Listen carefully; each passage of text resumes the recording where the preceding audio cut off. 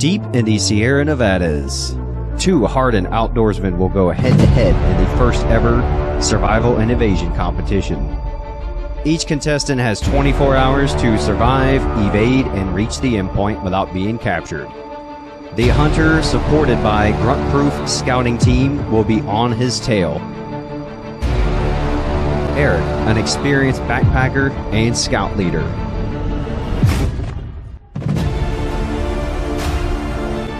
Bill, a U.S. Army First Sergeant and survivalist instructor.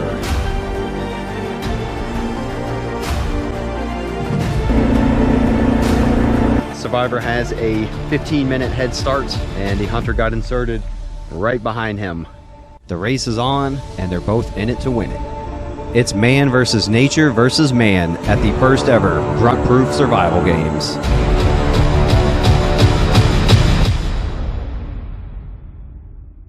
The Sierra Nevadas boast some of America's roughest terrain and harshest weather.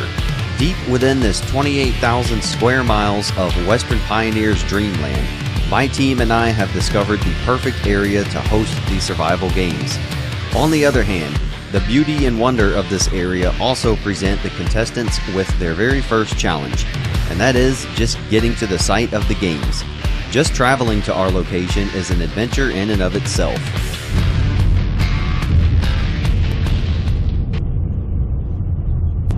I don't know what day it is. I know it's Wednesday and it's November 2021. We are off. We are on our way to the 2021 Grunt-Proof Games. It's going to be cool.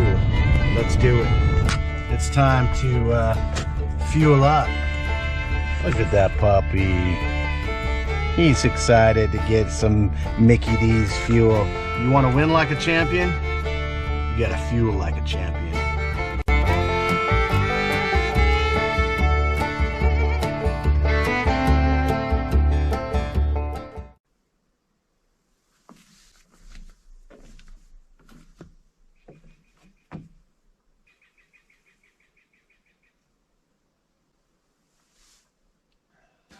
Is this the snack box or the trash box? While Bill and Eric are en route, we have a lot of work to do. We've got loadouts, perks, and supply drops to prepare for the contestants, as well as just getting my place ready for guests. All this crap must be sorted. Going over the loadouts, packing stuff, snacks and food. Jeffy's eating all the peanut butter. So these are the lovely gifts we got from Survival Box. All the electronics. So this monstrosity is the hunter's loadout. He basically has an old LCE style setup, and he's gonna have everything he needs to do his job. Minimal support from HQ. Welcome to Fresno, the land of I don't know what. Can't say I've ever been here. Maybe I have and just don't remember, but in a quarter mile, you will arrive at your destination. Terminal arrivals. We got, there he is. Don't mind me filming. No. I guess it's part of the job, right? That's right. With the link up complete, they've already had a very long trip, and they even have much farther to go. Because our place is so remote and there's no cell service, we met the contestants down at the last spot of cell coverage to escort them up the mountain. What's up, dude? Gentlemen, How you doing? hey, dude, you're huge. You're gonna be easy to find out there. Hey, I should be easy to find in my white legs. Oh yeah, yeah. And they're still not even there yet. One last climb up a massive mountain, and we will arrive at Grunt-Proof HQ.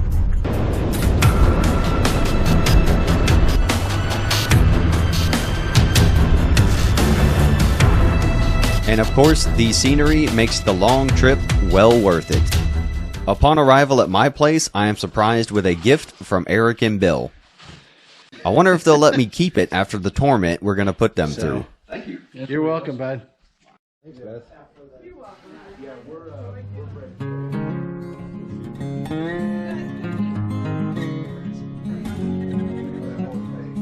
After getting settled in, the contestants are treated to a wonderful Thanksgiving dinner up at my family's place.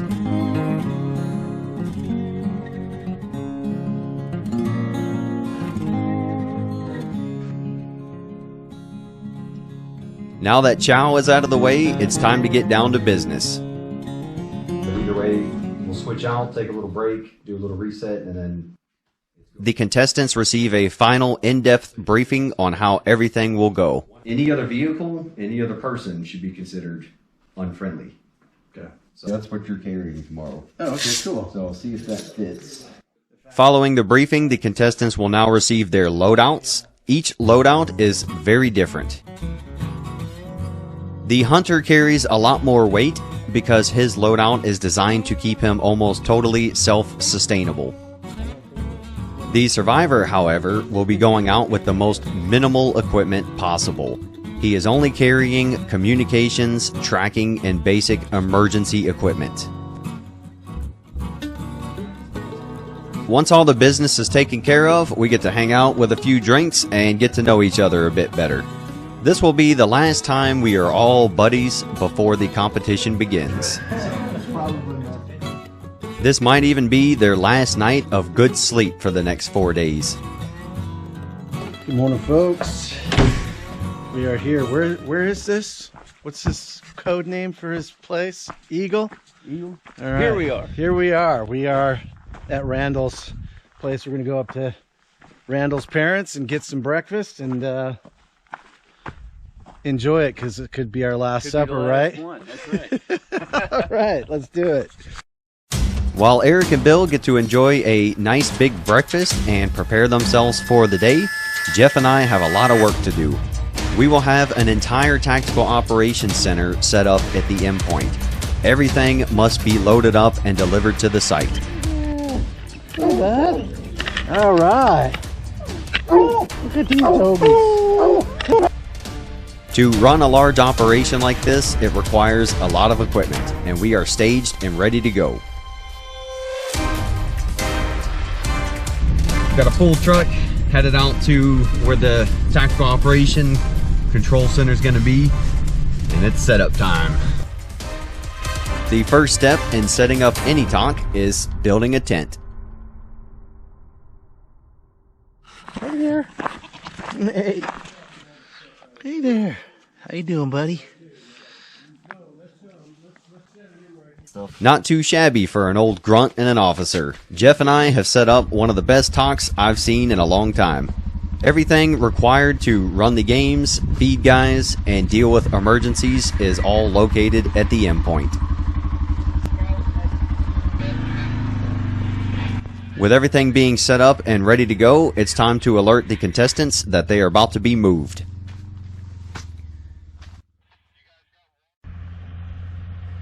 Playtime is over for Bill and Eric. They will be relocated to the TOC and put into quarantine. Games are about to begin. It is go time.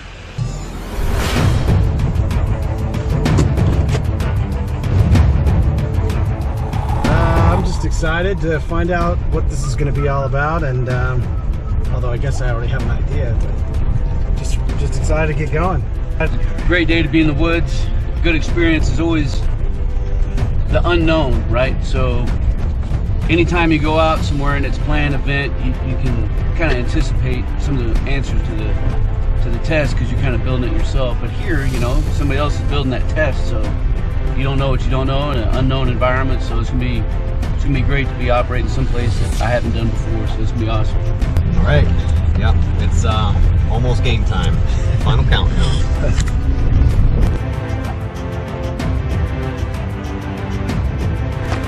Look at these guys. This is serious. We're no longer your friends.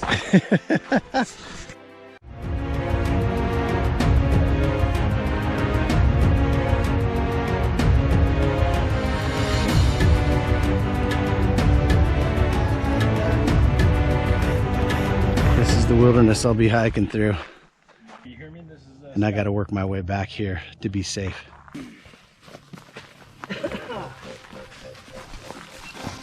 So you can check out your gear, do a final loadout check. You got fresh batteries, extra batteries.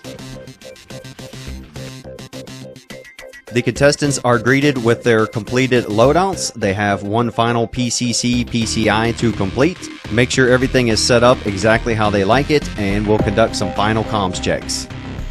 Final countdown.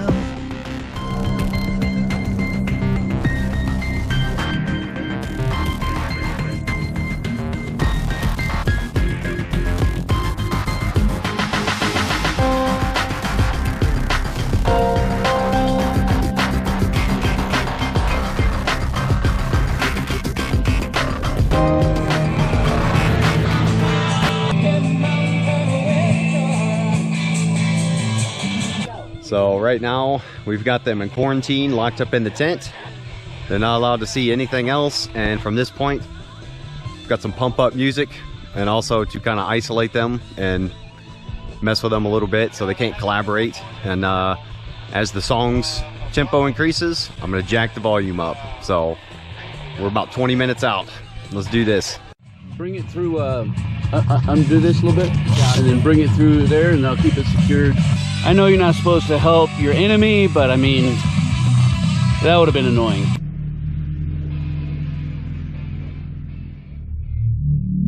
While the contestants are in isolation and getting pumped up, the grunt-proof team steps off to their locations to get set up. Yeah, I'm at drop zone 1. Scout will be coming down that road right there, dropping the survivor off right in this area here, and he's on his own.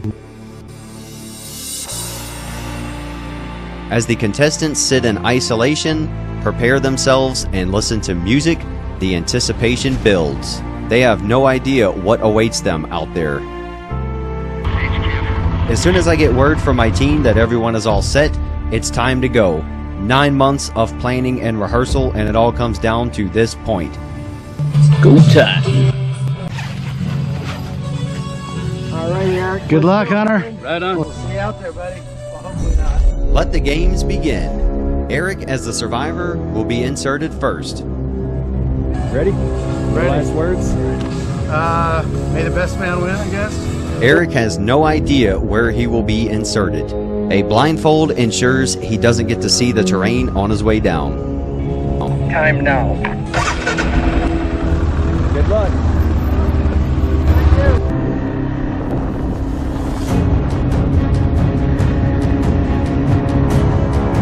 Eric's insertion point is a good 2 miles line of sight all the way down to the bottom of a valley. It is also a 955-foot elevation change. However, given the circumstances of the game and how the terrain is, he will probably have climbed thousands of feet before the games are over.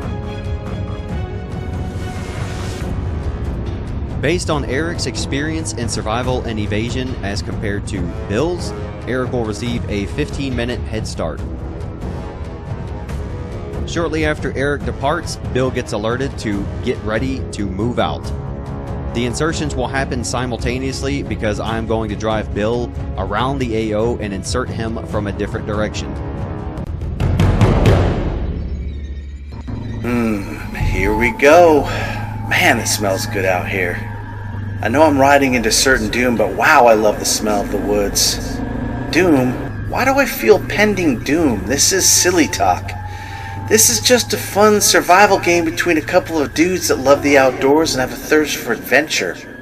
I'm taking Bill in on another route just to ensure he doesn't get a good look at the terrain to gather intel for his time as a survivor tomorrow. Right.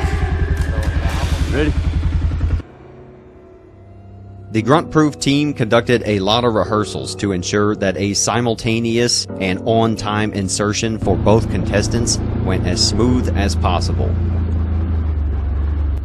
I had just a few moments to look at a map. I have no method or means to transcribe it. The only thing I know for sure is that the destination is up in the northeast corner of the property. I have no idea where I'm being taken to. Once Eric steps off the quad, his time begins. As both contestants head out into the field, the anticipation builds as they contemplate what awaits them during the games. The only thing they know about the area is what they gathered from a 1-minute viewing of the map.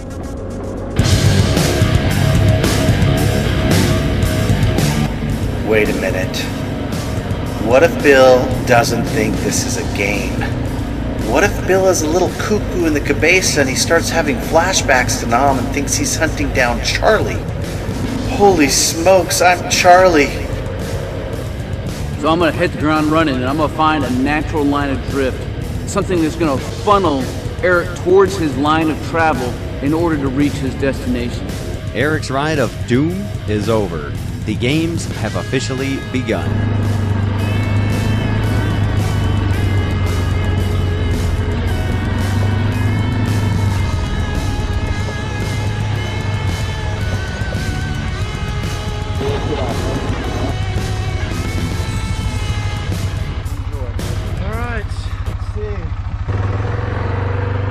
Eric is recognizing the whole point of the blindfold. Between that and a 12-minute ride downhill on rough terrain with Jeff making a bunch of extra turns, You can't give me any hints, can you?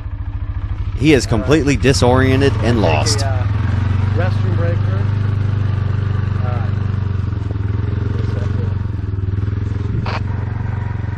Survivor at drop point.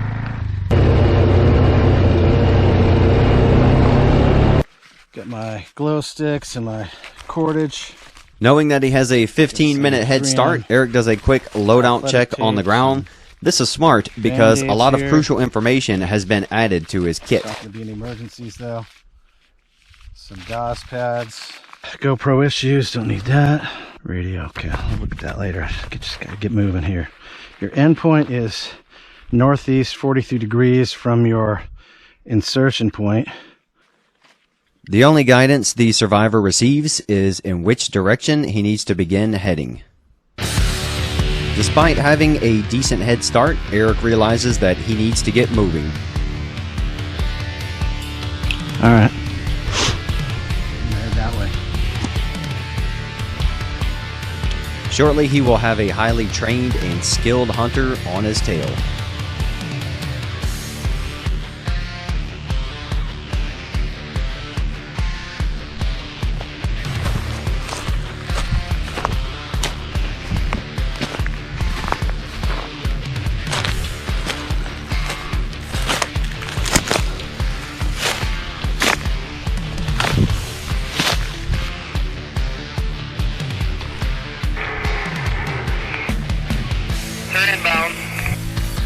Roger, I got audio.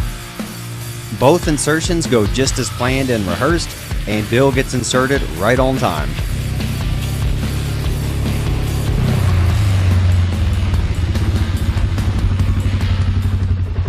Step off, that's your boundary.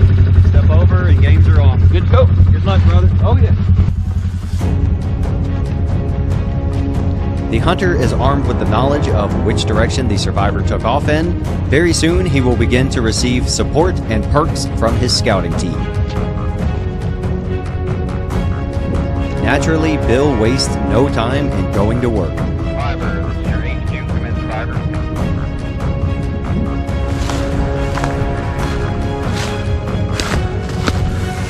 We'll go over here into the shade and take another short security halt.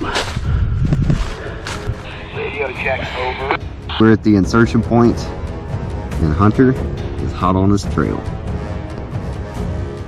Alrighty, both insertions complete. Survivor has a 15-minute head start, and the Hunter got inserted right behind him. They're both moving pretty quickly. We got a scout vehicle out there assisting the Hunter, and yeah, the race is on. I think they're both in it to win it.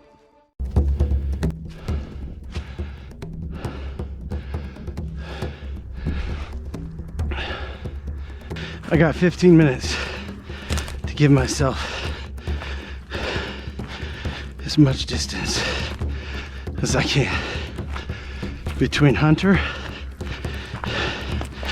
and wherever. So I'm gonna work my way up to the top of this hill over here. Oh yeah.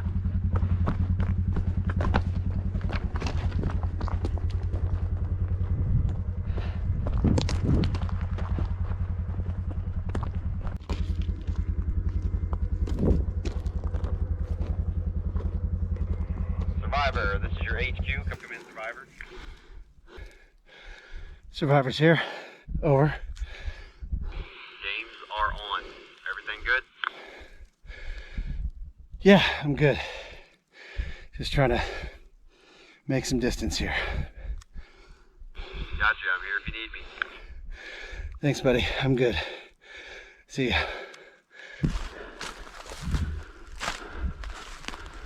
Extremely dry. You can tell that the extreme terrain is already taking its toll on the contestants. Hopefully that's slowing him down. If he's cognizant of the noise. The elevation difference between the insertion point and their end point is only about 950 feet. However, given the circumstances of the games and the terrain they're going to be climbing on, they will both probably have climbed thousands of feet before the end of the games. Let's get up to this ridge up here.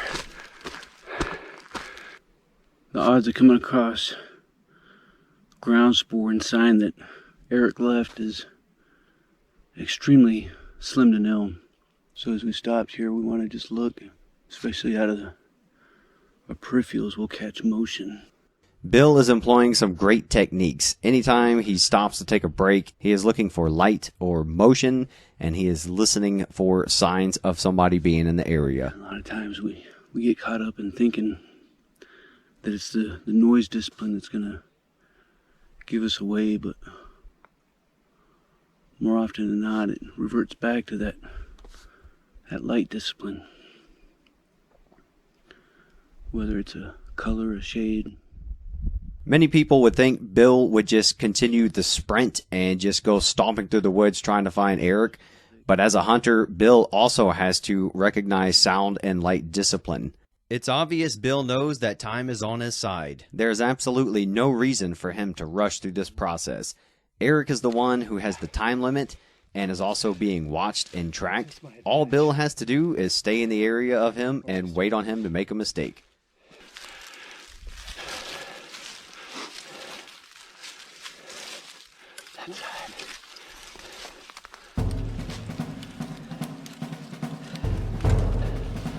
I can get through here. I'm careful. As Eric heads deeper into the AO, he begins to realize just how treacherous the terrain is. Not only will the elevation changes be a major challenge to him, but also just getting through the thick underbrush. This area has also been ravished by years of wildfires, drought, so there's all kinds of dead crap laying on the ground that you got to climb over. It's either that or you just walk through the wide open areas and risk the hunter or his scouting team catching you. There is a major trail and others scattered throughout the AO, but part of the rules are that Eric is not allowed to use the main trail. We do have plenty of ways of enforcing these rules. One of those is one of Bill's perks as a hunter. Once an hour, Bill's scout makes a run through the area and reports on anything he sees. So if Eric happens to be hanging out in the wide open, or crossing or using a trail, he will definitely get seen and reported. And if you're thinking that perk is going to create some issues for the survivor, you couldn't be more correct.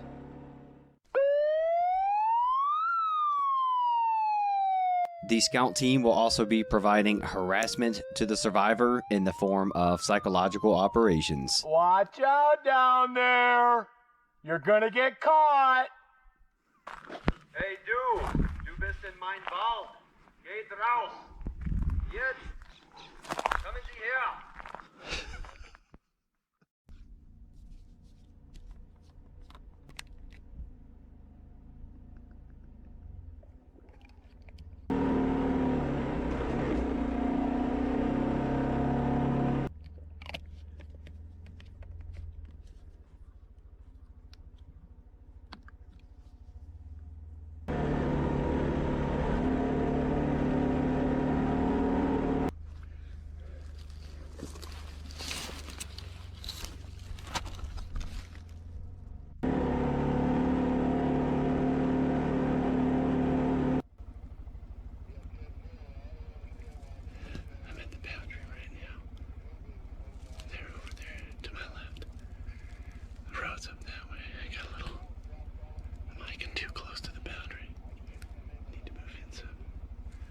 Hunter support is on four-wheelers.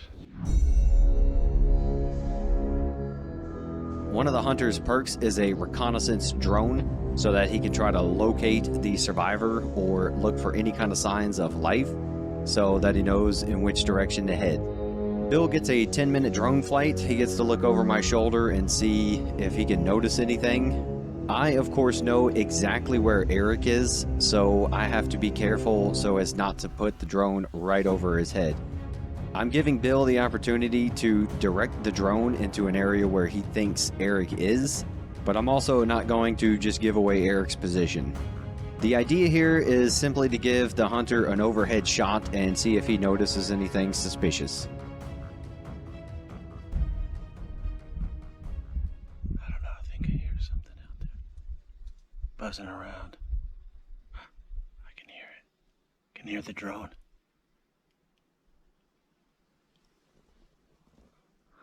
Hunter just got himself one of those perks. It's a good thing I decided to hang out under this bush for a bit. Oh, I can see them out there. Oh, they're way. There's no way they're gonna see me. It's just behind this pine tree on the left. I fly figure eights and circles, and I go investigate any area Bill asked me to, but at least on this round, he has no luck with the drone. He needs to avoid these roads. Hey, survivor! I'm gonna let him move forward, and then we're gonna use this natural or man-made terrain feature to push up to the east and then back to the north. Again, you know, Eric's heart is pounding, listening to that. Scout, this is Hunter. I'm gonna squat hold at my position for about 5-10 mics over. Bill has received his latest intel update that the survivor is actually headed up behind him. So he's decided he's going to pop a squat and wait in ambush. Heading out for the first survivor supply drop. He's tucked away down in a valley, pretty steep grade, so I'm gonna have to park near him, and then to not give away his position, I'm gonna kind of flank him and come up behind him. Hey, survivor, I'm headed out to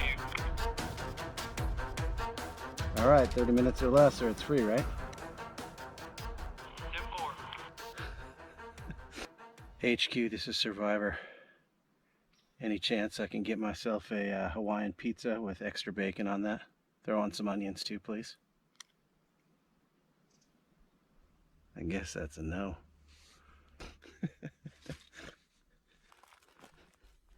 Eric is coming up on his first supply drop, and seeing as how he is so close to the hunter, but he's not sure where he is, I'm actually going to move him to a different location.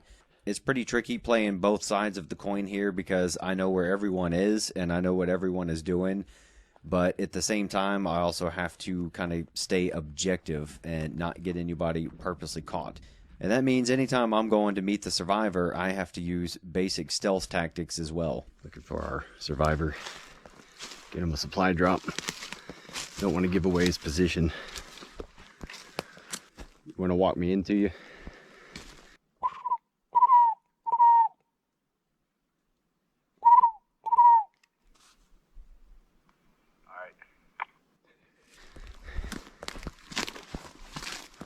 Of course, I can see the survivor on the trackers we are using.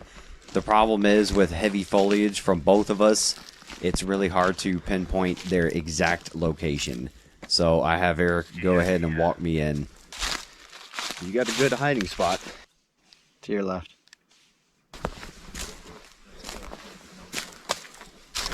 Hey. He comes bearing gifts. Hopefully it's that pizza I ordered. It's probably like a Tootsie Roll or something. There he is. Hello, sir. How you doing? Have you seen some people in the woods? Not seen a soul. Just heard him. All right. Pure protein. I'm loving it. This is awesome. I'm having a blast. Yeah, cool. How close have I been to being caught? Pretty close. So after about 4 hours and 1,000 calories burned, all Eric got was a measly 30 gram of protein power bar. I need to take my time and get through here a little bit more safely. I know I'm pretty much heading this way back to HQ. So I'm gonna work my way up down this little ravine here, work my way up carefully, hopefully not make too much noise. Who knows where Bill is? I wish I could track him. Bill has tracked Eric to within about 300 feet. He's almost right on top of him. Alright, how do I get out of here? Eric's biggest challenge now is the terrain. If you don't know what manzanitas are, they can be just as bad and in some cases worse than briar patches or sticker brushes. Or in the infantry, we like to call them wait a minute vines. This area is littered with game trails and open areas. The problem is you will follow a game trail into a large patch of manzanitas and then it all of a sudden comes to a stop. So then you have to make a choice. Do you go back and box all the way around, or do you try to push through and hope that it doesn't get worse?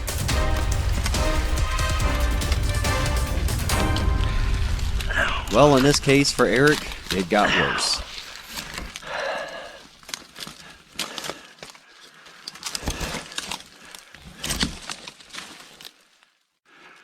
Can I get down that? I wonder.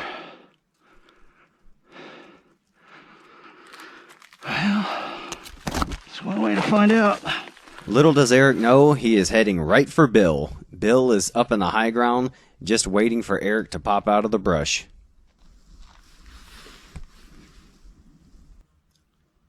I can hear the radio again. That's either a bear or that's Eric.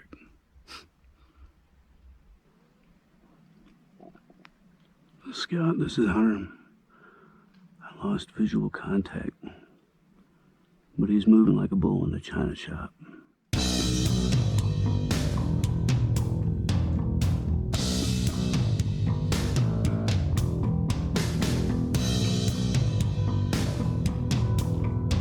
So north is definitely a no-go for you, and east is the terrain's too bad, so I think we're gonna have to push you west. Hug a little bit southwest and head that way. Yeah, I copy that. That's kind of about the way I made my way up here, so. He's going back down. He's going back down. Yeah, I hate to do that to you, but if you head north, we get you busted, and east is a little too tough. It's time for Eric's next perk, so we decided to give him some terrain and intel, and basically tell him in which direction not to go. We also have an important supply drop for him, so we decide to move him around a little bit so as not to compromise his position. That means, unfortunately for Eric, he's going to have to go right back down a steep incline that he just spent an hour going up. And he's going to have to find his way back through some of the rough manzanitas.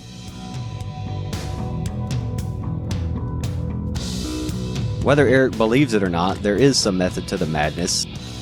We are helping him and keeping the games interesting at the same time, but of course it is still a little bit comical to us. Alright, that's great. Oh, man. And now you're about to go back a third. The bridge there. That's pretty thick.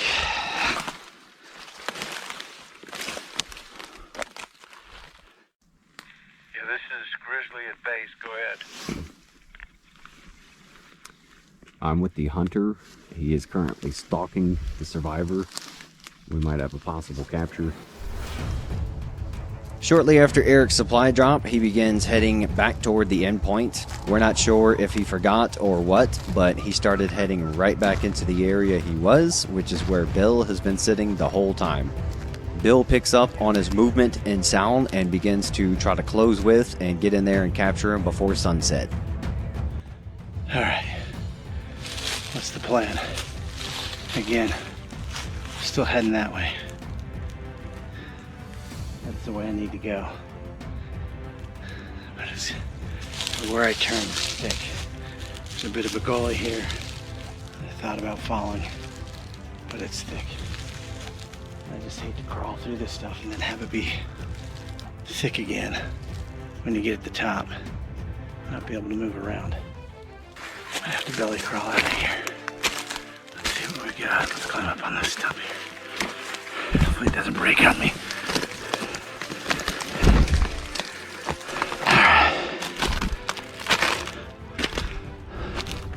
Just this slight opening is good enough for Eric to be spotted. Eric has no idea that the hunter is about 200 feet line of sight from him and is looking down at him, watching his every move now.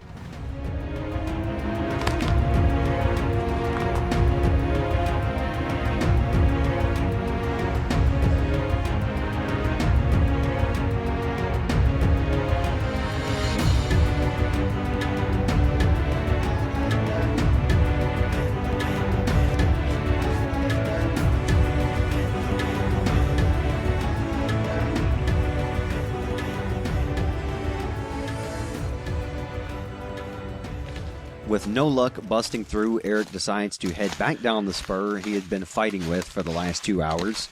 From there, he's going to get set up for the upcoming admin halt. Bill has been sitting on the high ground for at least an hour, just watching Eric screw around down there in the terrain. The problem is he could not find a good route to get down there and capture him, and if he made the choice to box around Manzanitas and get down there, then he risks Eric slipping by him and getting up the mountain that he's been guarding. Bill did utilize his hourly scout perks and some assistance from us to try and flush out the survivor, but once Eric got stuck up in the Manzanitas and wasn't sure how to get out, he basically just hunkered down and waited for the noise to go down. So Eric did an excellent job not stressing out and getting himself caught. Again, we're at a short halt. He's got some tasks to go through, some survival-based tasks. Last time we saw him, again, was about 100 meters off to the east, and he ended up moving back towards the west, the southwest. Every now and then I can still hear him. And while he's been moving, I've been sitting, waiting, listening, knowing that he has to move to the northeast. I expect now he's on this side of the brush. No matter what choice you make in this kind of situation, it's a gamble and there's a risk. So you have to be very intentional. Brush is loud, so if he starts moving, I'll start hearing him. So that's where I need to continue to be patient. Move 10, 15 feet, stop and listen. We're gonna let him get through this and hydrate up. He's straight out in front of us. Somewhere. It's already been a long, tough day for both contestants. Now that nightfall is upon us and Eric still has about 14 hours left, things are about to get very interesting.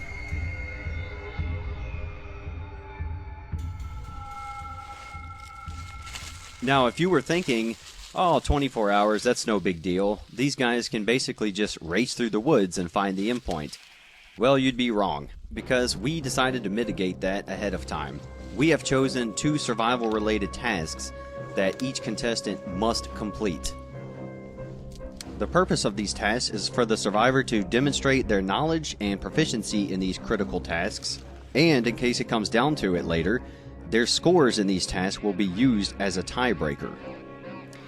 The skills chosen for this game are build a shelter and a fire in under 10 minutes. They are supplied with a few items to complete these tasks, but of course, as within any survival situation, they will have to improvise and adapt to make it happen. We will be grading their performance in these tasks against many different standards. Those criteria will not be shared with the public.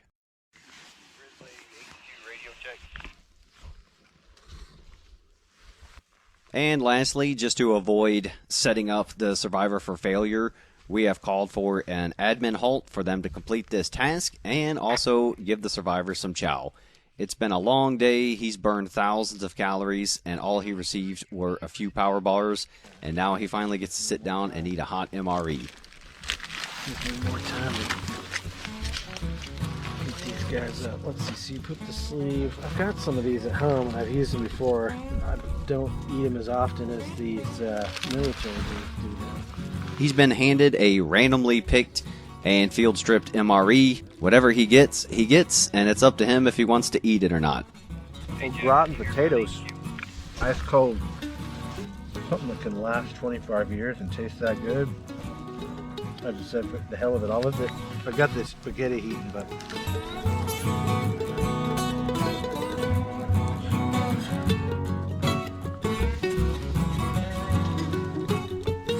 Once the time limit is up, whether Eric has finished the task or not, the games are back on and the hunter is released. So the survivor has to make a critical choice. Does he sit at his nice camp and enjoy his 5-star meal on us? Or does he pack up camp, dump his fire, and head out into the woods to avoid capture?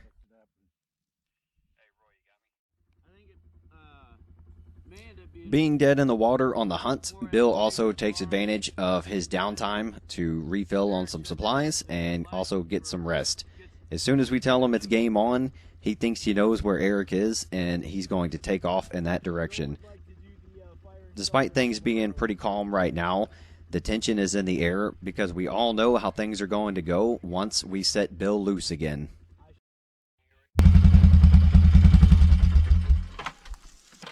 That's a pretty big survival fire. So it's game on. Yeah. Bill's on the hunt. The survivor's time is up. All tasks are complete. Eric actually did a fantastic job and had plenty of time to eat. I go ahead and alert him that the games are back on. He receives his next perk, which is a little bit of terrain guidance and intel on the enemy. Now Eric needs to decide on his next course of action. I'd like to take a nap, but it sounds like Bill, like you said, he's on the hunt. I don't know if I have much of an option if I want to survive. I probably have to leave my lean-to here, maybe take my blanket and run out there and hide. I don't know how. He'll probably take advantage of my cool fire and my lean-to, right? Mm-hmm. The strategy here is to...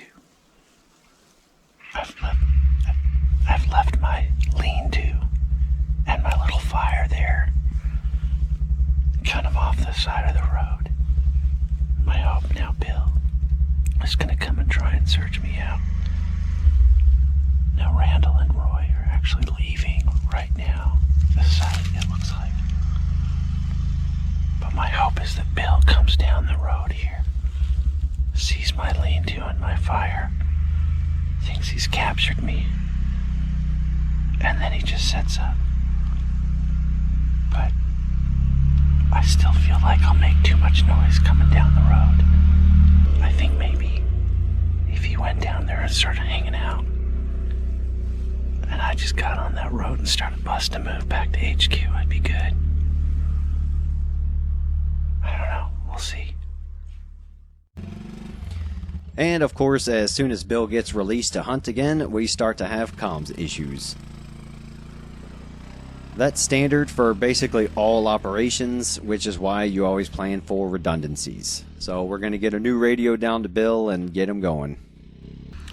So we got a radio malfunction, so they're going to go ahead and switch them out. They're able to work if we're close, but any kind of distance between us, I'm able to read them, but they're not able to read me. So we'll see if we can't get this figured out and go find me some Eric. Maybe 45 minutes to an hour since the sun's gone down. It's absolutely clear sky, which means temperatures are going to drop a little bit more. Nothing to insulate the heat. So thinking of layers and how to stay warm. Moving is the easiest answer, but obviously moving at night. Think about the size, the shape, the slope, the elevation, the orientation of the terrain that we're in right now. Eric still has to move to the northeast, and depending on what kind of perks he may have been given, he's either held up for the night or with this amount of time, he could be long gone. So again, it's a gamble. Try to figure out and think of what's the most likely course of action that he would have taken, and then base my course of action off of that.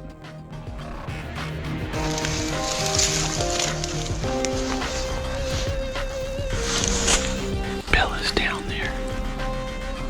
Now I see him looking through the forest. He is out there looking for me. He is down there. Maybe not.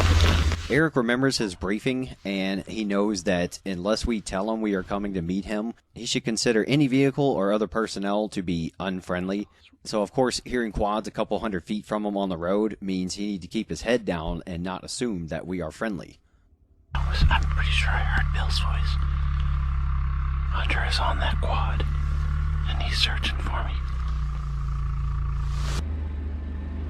One of Bill's special perks is that once during the 24 hours, he is allowed to get a free relocation within the AO. The timing works out perfectly, and he had been saving it this whole time. Before the halt, he was pretty sure he knew where Eric was. So as soon as we got the comms issue sorted out, he decided to use that perk and get a ride down to Eric's campsite.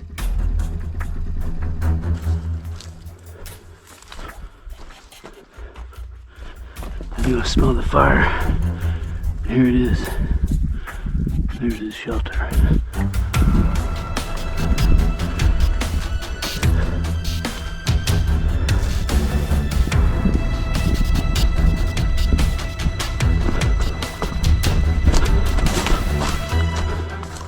The hunter has discovered Eric's camp. Smelled the fire and came right down. Now he's inspecting the area on the hunt. They're really out there, searching hard for me.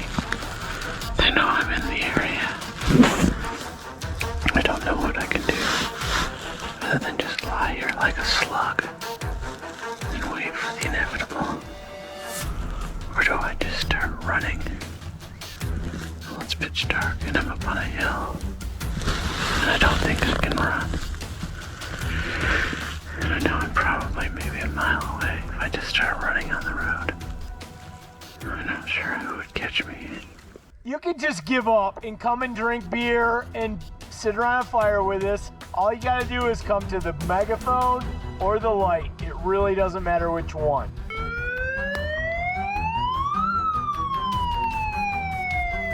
You are gonna get caught tonight. Don't worry about it. Well, for now, I'm just gonna sit here and look at the stars and enjoy this peace. Because I'm not sure what to do next, to be completely honest. I think I kinda locked myself in here. I was afraid to go further up. But, I should have. I was afraid to get caught. For now, staying put is the only option Eric has. He chose not to make a run for it earlier, and now that Bill has found his camp, he's circling all over that last known location looking for him. If Eric were to jump up right now and make a run for it, if he didn't kill himself running through the brush in the dark, he would make so much noise, Bill would be onto him in a heartbeat.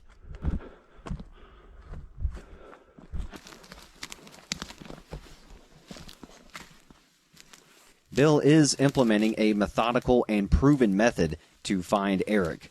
He's using S patterns and 360 circles and slowly working his way out from Eric's campsite.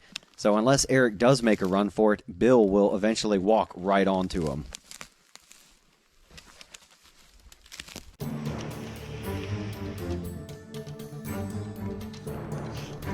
Back at HQ, the rest of the team is preparing for a rest cycle. Jeff has first watch on the tracker, and he gets to watch the action live on the screen.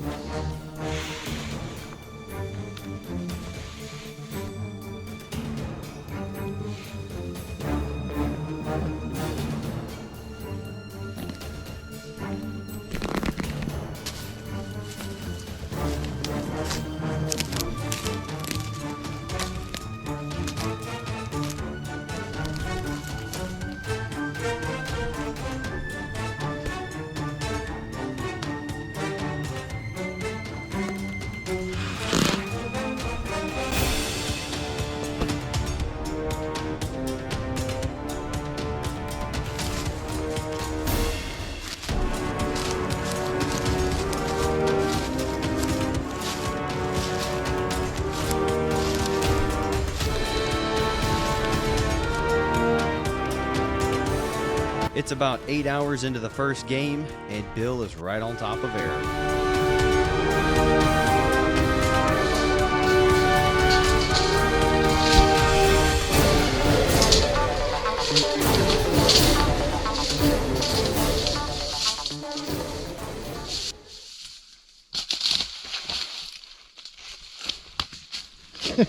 All right.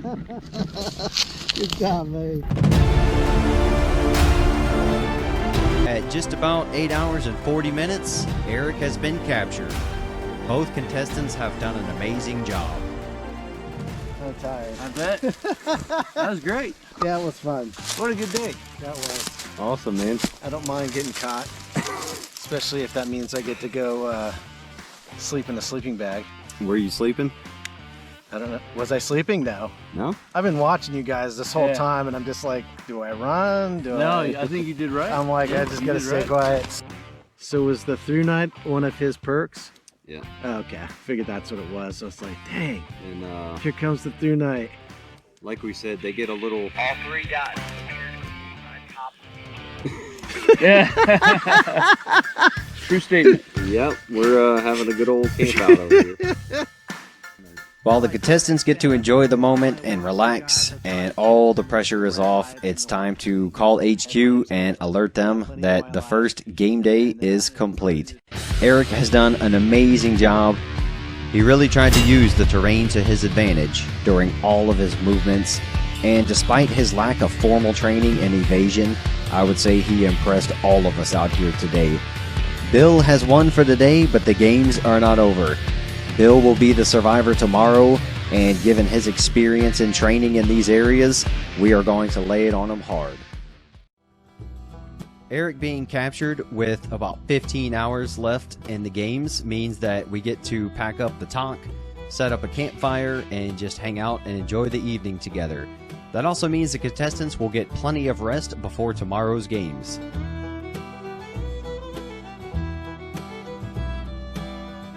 It's another beautiful day in the mountains, and we have the perfect weather for another survival event. Good morning, Commander. Good morning. Good morning, Sergeant. Morning. Retired. That's Mr. That's Mr. Sergeant retired. Survivor radio. Works. Good to go. Turn it on when you're ready. Spare battery. Seeing as how this is the first competition like this, nobody else has done this, we are going to try something different today. Instead of a static talk up on top of a hill, we are going to use one of our off-road vehicles as a roving talk. This will mitigate some of the comms issues we were having, and it'll also put one more vehicle in the AO for the survivor to be aware of. These 6 square miles of extremely rough terrain don't look like much from up top, but it almost killed the contestants yesterday. Now let's see how they perform today. Gather round, children. Bill's upset because he doesn't get to lead the brief. Or he's happy because he doesn't have to. So it's going to be the same with the perks and supply drops. It's time for the final briefing for Game 2. It's basically the same setup as yesterday. Bill has 24 hours to reach the point we are standing on. He is supported by the HQ team in the form of a few perks and supply drops. Let's try to keep the radio checks every hour. Eric is supported by a scout team with all kinds of special perks to help hunt down the survivor. Bill only gets a 10-minute head start today, and he will be inserted at a completely different point than the contestants were yesterday. 10 minutes later, Eric will be inserted right behind him, and the only intel he gets is in which direction the survivor took off. Last thing to do is get some final comms checks with each contestant, and then the games are on. Alright, good. Alright, mount up. Do it. Very similar to yesterday. You know, you don't know what you don't know. It's going to be a little bit more intentional on movement and trying to be a little bit more deliberate, maybe a little bit slower than I was moving yesterday. So it's going to be a hell of a day. I think today will be a little bit easier for me because I'm not going to have to hide so much I get the benefit of sort of following the road. I'm going to take my time today, a little bit more than I did yesterday. Fight or flight mode that kicked in right off the bat yesterday. I've told myself I'm going to be patient, take a few deep breaths, get myself figured out, because it's a long day.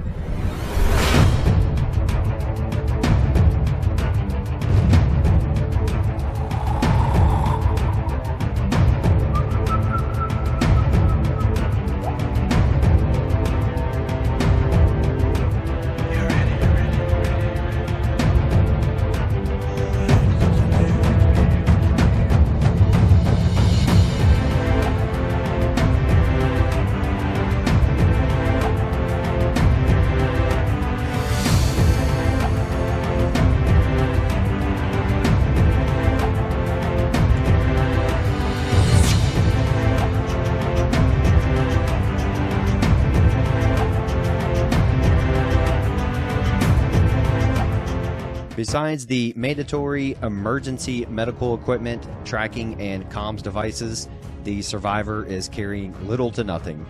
All he has is a compass, and he is given an azimuth to get him headed in the right direction.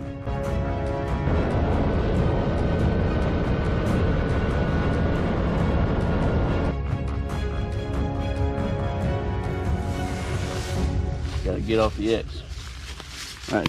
After a quick loadout check, Bill decides that he needs to get moving because he knows Eric is coming in hot.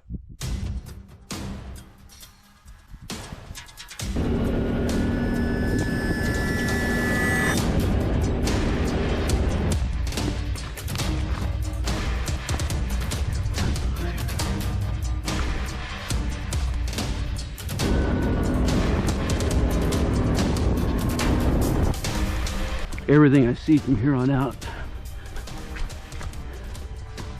potential enemy contact.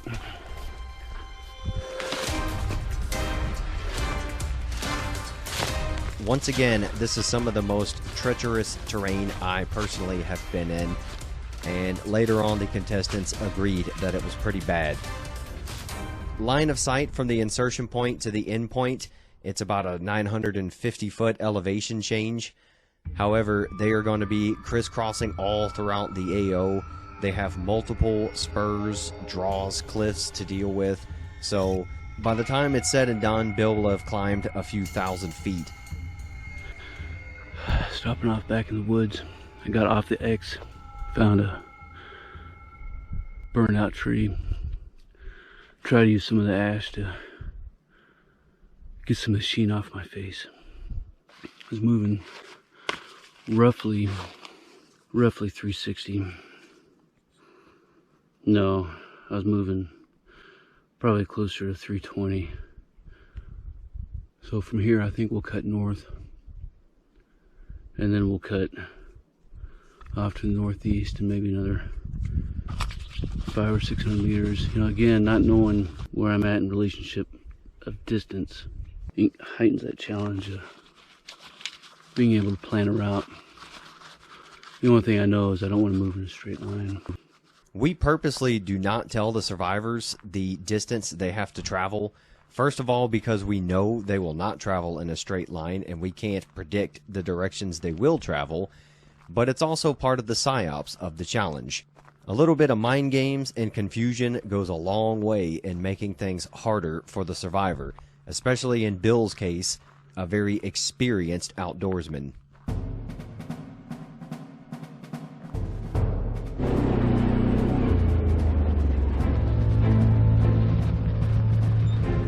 All right, Hunter. All right.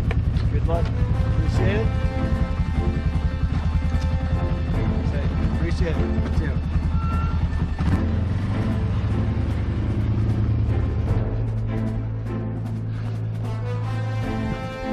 The hunter is allowed to use the roads, and knowing which direction Bill started off in, Eric seems to be fairly comfortable on what he has to do. Hey, Bill, survivor, you are not gonna make it.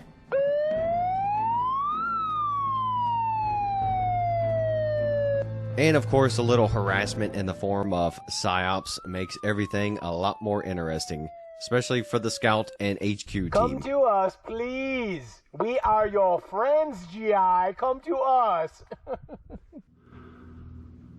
So many false summits with these spurs that run in every direction. The only thing I know for sure is I need to move uphill ultimately. Another benefit to the trackers on the contestants is that we can otherwise leave them alone, and once we see they start to head outside the boundaries of the AO, we could just give them a call. Hey, Survivor, it appears that you are about reaching your northern boundary. Other than that, they hear nothing from us. Roger, that's a solid copy. So Eric is hunting today, and he came out with a very solid strategy. He's like, I think he's going north. I'm going to haul ass up the trail and try to cut him off. And let's see how that's working out for him. So the insertion point's right about down there where our line started. Survivor just cut way up here due north. And there's Hunter paralleling the Survivor. It's zoomed out, so they're probably a good 2 clicks away from each other. But at some point, the Survivor is going to have to cut east. And let's see how that works out for him. So what we're going to do is move up over here, and then we'll cut to the northeast. In keeping with the cryptic style of military intelligence, when Eric's perk times come around, we offer him special guidance that he may not even know is a perk. You got a really good strategy going, man. All right.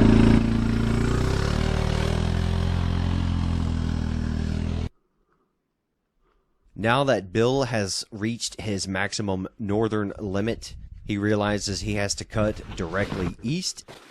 Welcome to the hell that is Manzanitas. Everything is at risk. These plants can become so thick you only have 2 choices. Bust through and risk them getting so bad you can no longer pass, or box around and possibly get lost or captured. Can't really use this to my advantage. Unless I just squat hole. We gotta cut them down a little bit. And try to work our way back up.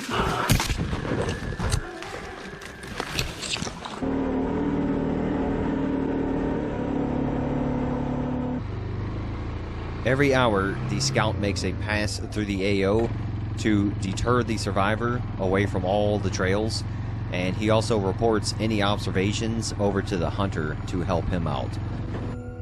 Hey, Survivor, we're coming to get you.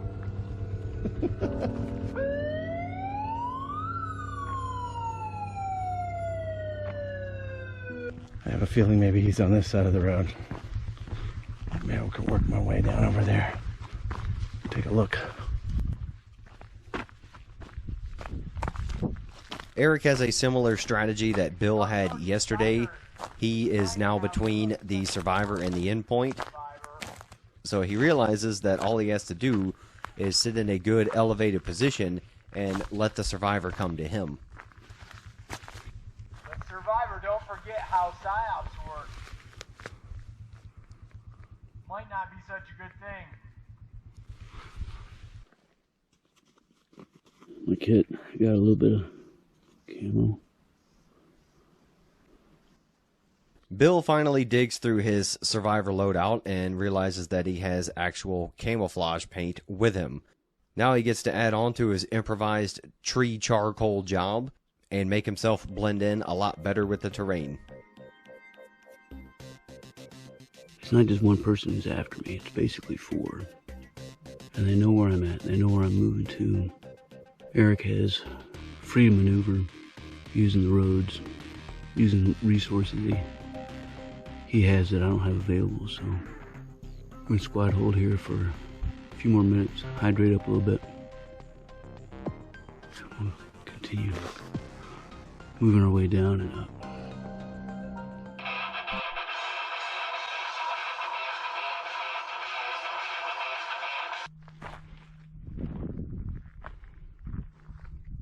We got some beautiful barbecue up here.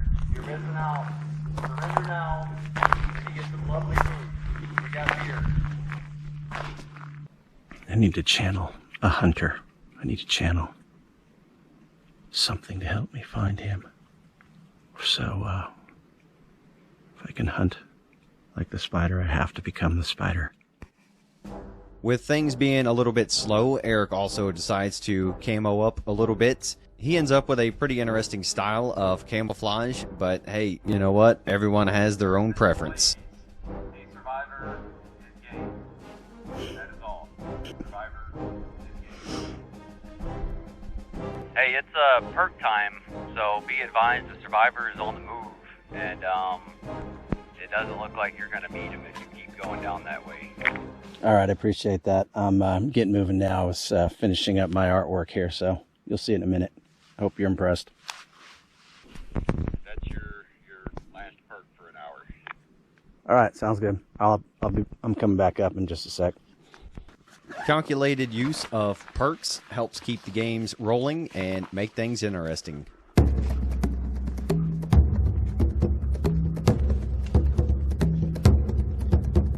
Bill is about halfway through an 800-foot climb up a spur, and it's always possible he might have to go right back down another draw or spur and make that climb all over again.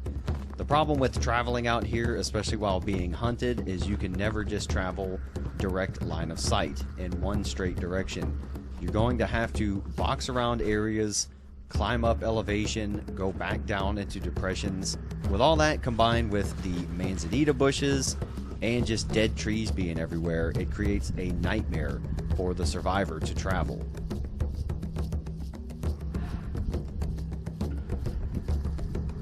Slow is smooth and smooth is fast, especially in the evasion world. And Bill is employing a lot of excellent tactics to avoid capture. One of them you can see here is he does not just walk straight up and crest a hill. Keep our shadows off to our left for a little bit. He actually hunkers down a little bit to observe everything over the hill before just popping his head up over it. A little bit.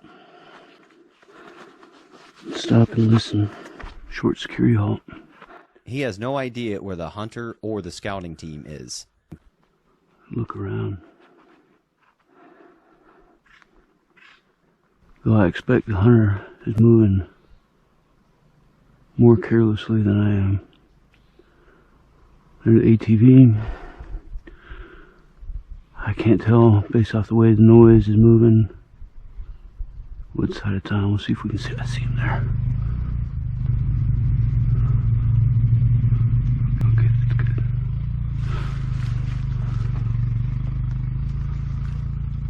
I thought it was closer than it was. That's good. That's good. He could have been on the ATV. Bill remembers that one of the hunter's perks is at least once during the 24 hours, he gets a free relocation anywhere within the AO. Bill also has no idea which quad is driving around the area near him.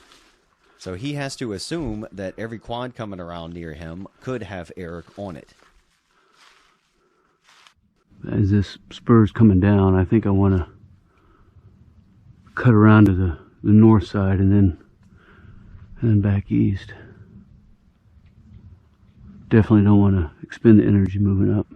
Just behind the pine tree in front of Bill is the high ground where Eric is sitting in observation. There's plenty of ground between them at the moment, but it looks like Bill might be heading right for Eric. Pace count's whack, so I don't know how far I've traveled.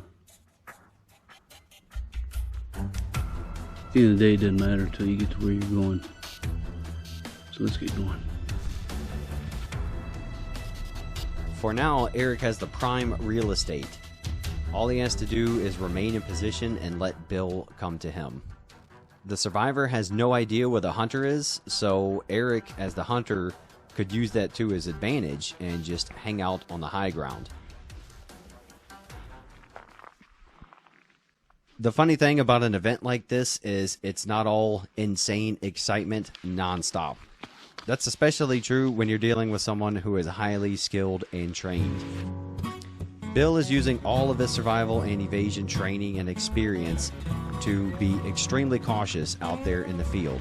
He is just too good at avoiding detection and capture.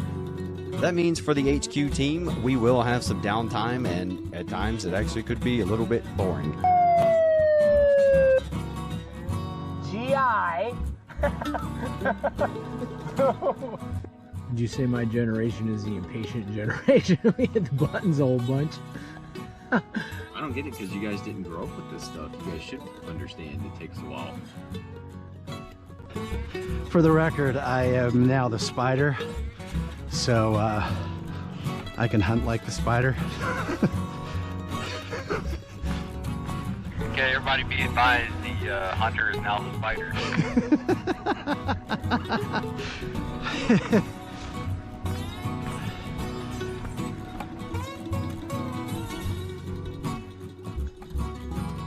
Shortly after his first major climb of the day, Bill had to go right back down into the bottom of a draw. Now looking up, he realizes he has even more of a climb. The torture never ends for the survivor, as he has to avoid detection and capture by the hunter and his scouting team, and he also has to contend with the extreme terrain.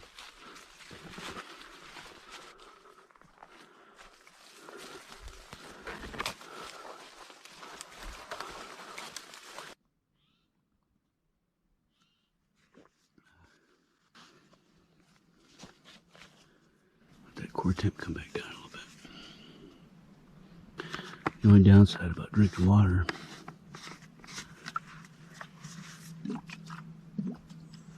makes noise.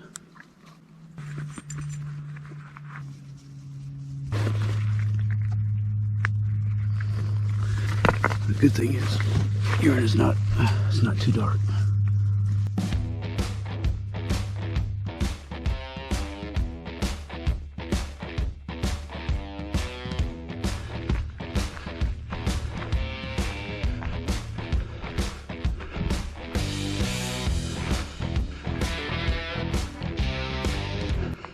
Recognizing Bill's skills and the fact that he hasn't been able to find him yet, Eric decides to head for higher ground and try to sit around the endpoint and hopefully ambush Bill later on. I'm gonna head out there, see if I can't get a better look. I feel that he's on that side of the ridge. I know from intel he was pretty much heading straight north. And I think HQ is over there. So I've been watching a lot of this side of the mountain because he knows how tough it was for me coming up on that side. So I'm thinking maybe with his experience, he's coming this way. And anyways, we'll go out on this out here and we'll get a better look of that side and this side. See if we can't hear anything, see any movement.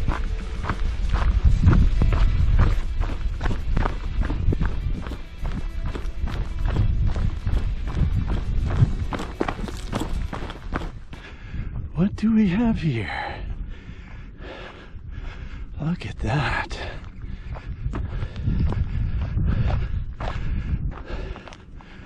Look at that. Let's hope it's sturdy. Eric has discovered one of my favorite secrets about this area. Let's hope we don't fall and break something. A long time ago, somebody started to build a little tree house and abandon the project, and it still holds up fine and offers an amazing vantage point of the whole area.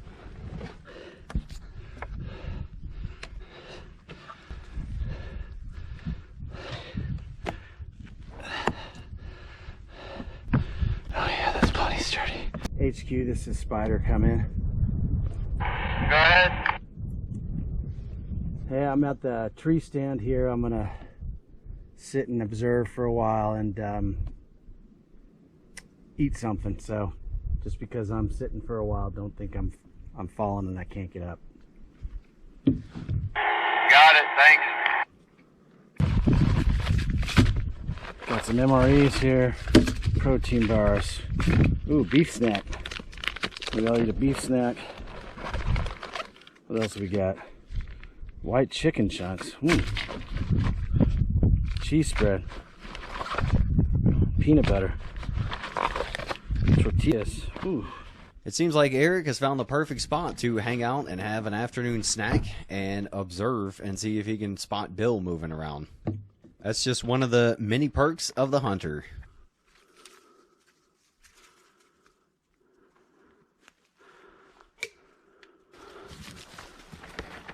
While Bill works on his second big climb of the day, I have to figure out how to get a supply drop out to him and get him a little bit of sustenance. The really tricky part here is I also have to be stealthy so as not to get him caught on accident.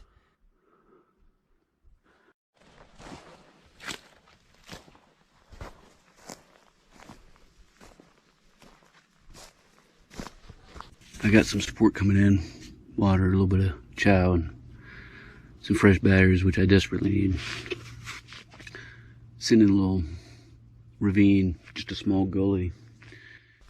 So it's supply drop time for the survivor. Have to be a little different about getting his stuff to him.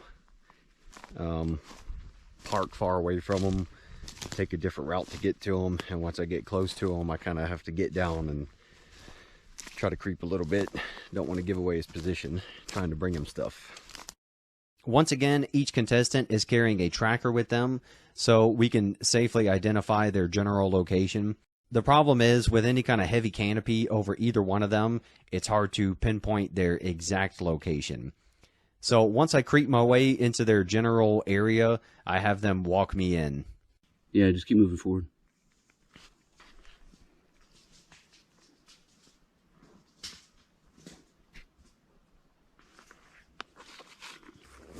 It has been 4 long, torturous hours for Bill, and just like Eric, all he gets is a measly power bar and a little bit of extra water. We also have to stock them up on their radio and GoPro batteries to make sure we don't have to keep coming out and finding them every hour. Because outside of some radio calls, the survivors are essentially completely isolated this whole time. I use this time to catch up with Bill and do a quick health and welfare check on him. I want to make sure he feels safe and supported by us, and find out about any issues he may have that we haven't heard about on the radio yet. And so far, I can tell every time I come into the survivors, they actually enjoy a little bit of company before I leave them alone in the woods and on the run again. I don't know if it worked or not, but, you know, everything's a gamble. Tough walk, huh? Not what he's dealing with. He's in there. Shortly after meeting Bill, it's time to be his enemy again. HQ, do you have eyes on the drone?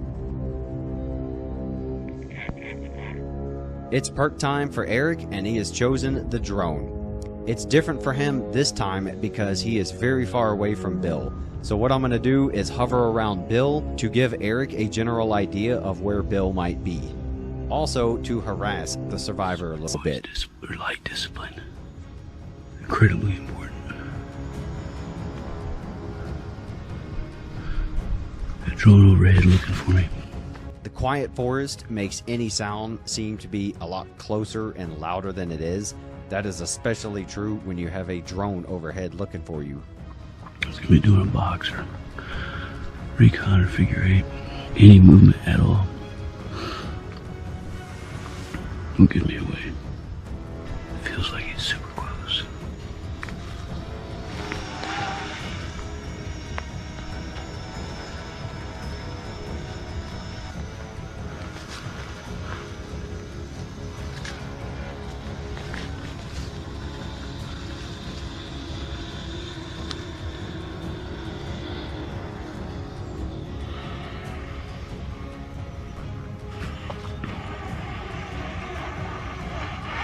Holy shit. It just feels close. Because Eric is so far away, I can actually bring the drone right on top of Bill just to stress him out a little bit. Fuck, man. He's right there.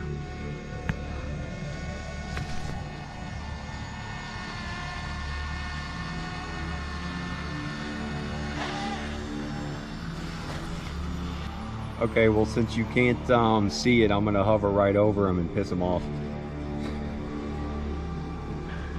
Alright, sounds good. Over.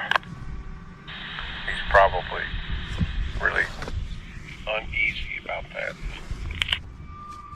Bill knows he is stuck in his position and cannot move, but he also doesn't know what Eric is seeing in reference to the drone. So this is a perfect opportunity to put some stress on Bill. He knows my general vicinity, so he has two options: sit and wait, knowing I have to move towards him, or close with. Which gives me two options: sit, wait, hold up, keep moving the direction that I have been, or change routes. Don't exactly know what his location is. The confusion that comes from simply not knowing is all part of the games here. The survivor is always left in the dark, and they're never sure which option to take. Sounds like he's gone. Everything they do is a gamble. Just count it as a Vietnam flyby. Sounds good.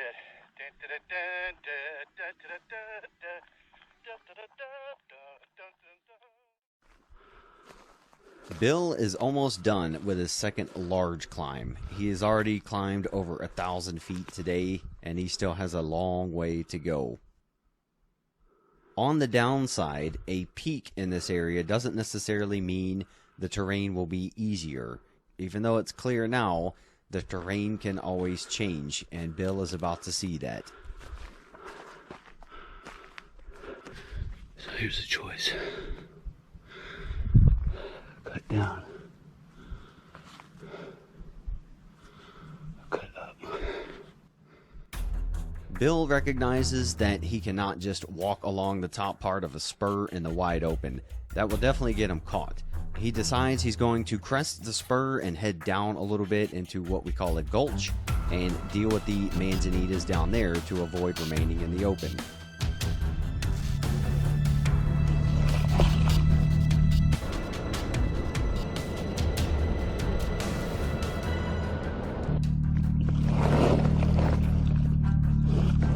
Super close to the road.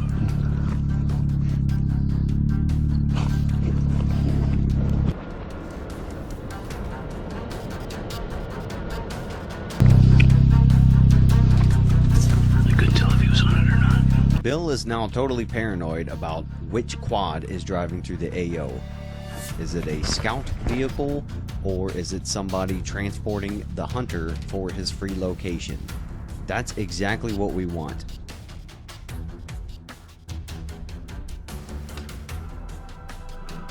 I need to try to go up there. Maybe here. Manzanita. I hate Manzanita.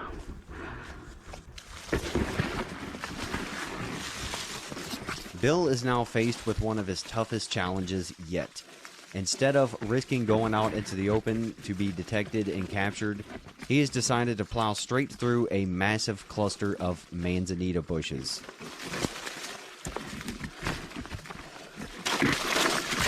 Still getting through this shit. This will be the thickest brush he has gone through yet.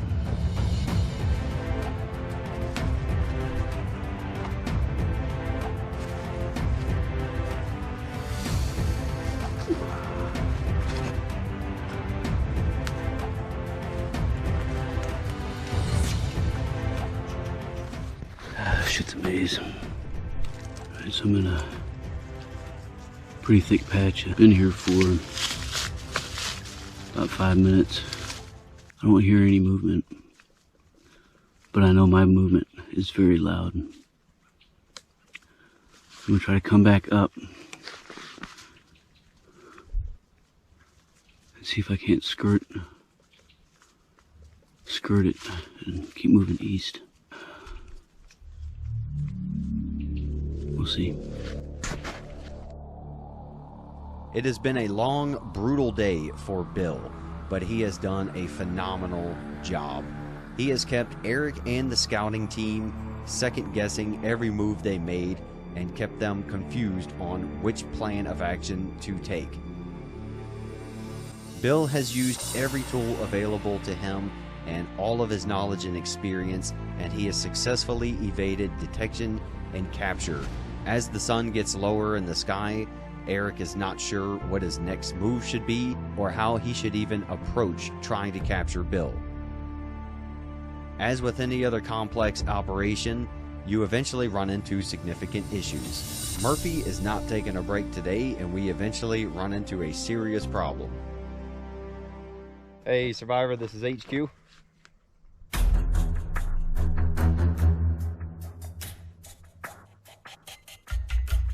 Survivor, this is HQ, come in. How about you, Bill? You out there? This is HQ. Come in, Bill. Haven't had contact with the Survivor in a while. We got him on the tracker, but he's not answering his radio. So, as a Survivor, it's possible he has it off, but we're gonna have to try to go find him, see where he's at. Survivor, this is HQ, can you hear me? Survivor, this is HQ, you out there? Survivor, if you can hear me, I'm headed your way. I'm gonna head on out there to him and make sure everything's all right. Will Bill be able to keep up his outstanding performance and evade detection and capture and reach the endpoint? And more importantly, is Bill even okay? Got everything resecured. Hey, Survivor, this is HQ. You can hear the ATV running. Kind of carry this by hand. Try to help reduce as much of the noise as I can. How about you, Bill? You out there? This is HQ. Come in, Bill.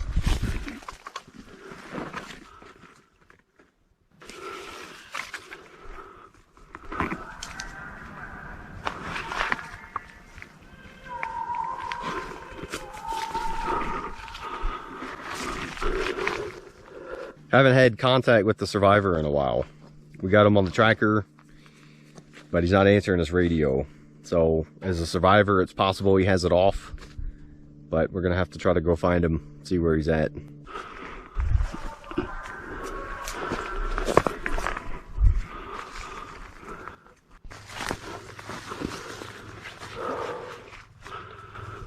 No getting through that. Survivor, this is HQ. You out there? A lot of energy burned. They're running up and down that road. So I know he's up there somewhere. My only hope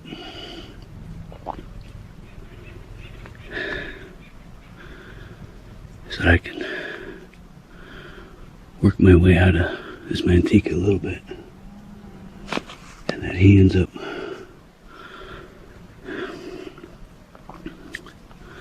on this side of me, of the objective. But it's just gonna be 10, 15 feet at a time.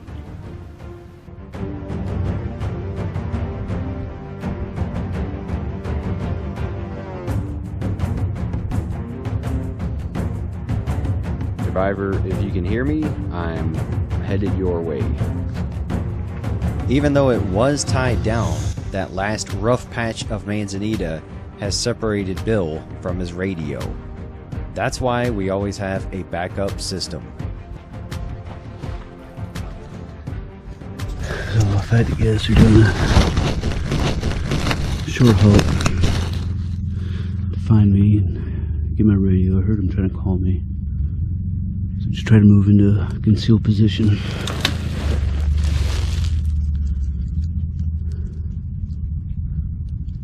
I'm gonna assume that any movement that I hear is not contested. Bill remembers from the briefing that in a situation like this, all he has to do is Charlie Mike. Right over here. And we will eventually find him and sort out any issues. You alright? Oh yeah.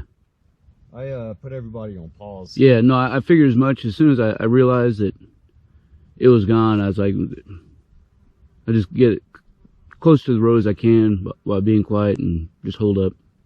We're still tracking you. So yeah, yeah, yeah. Hey, HQ, this is Rover. Come in. Rover, this is HQ, go. Yeah, I've linked up with the survivor. We have a lost radio situation. A lost radio. A first sergeant lost the radio. Roger that. I'm going to activate the alarm. Just so you know, that's me. I'll see if I can find it that way.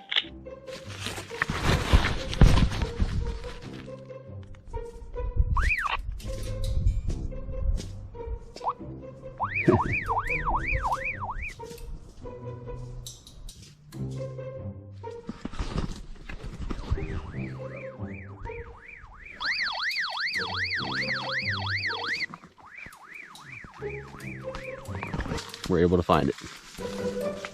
Down there. HQ, I think I've located it, so let me get down there. I'll keep doing the alarm to walk into it.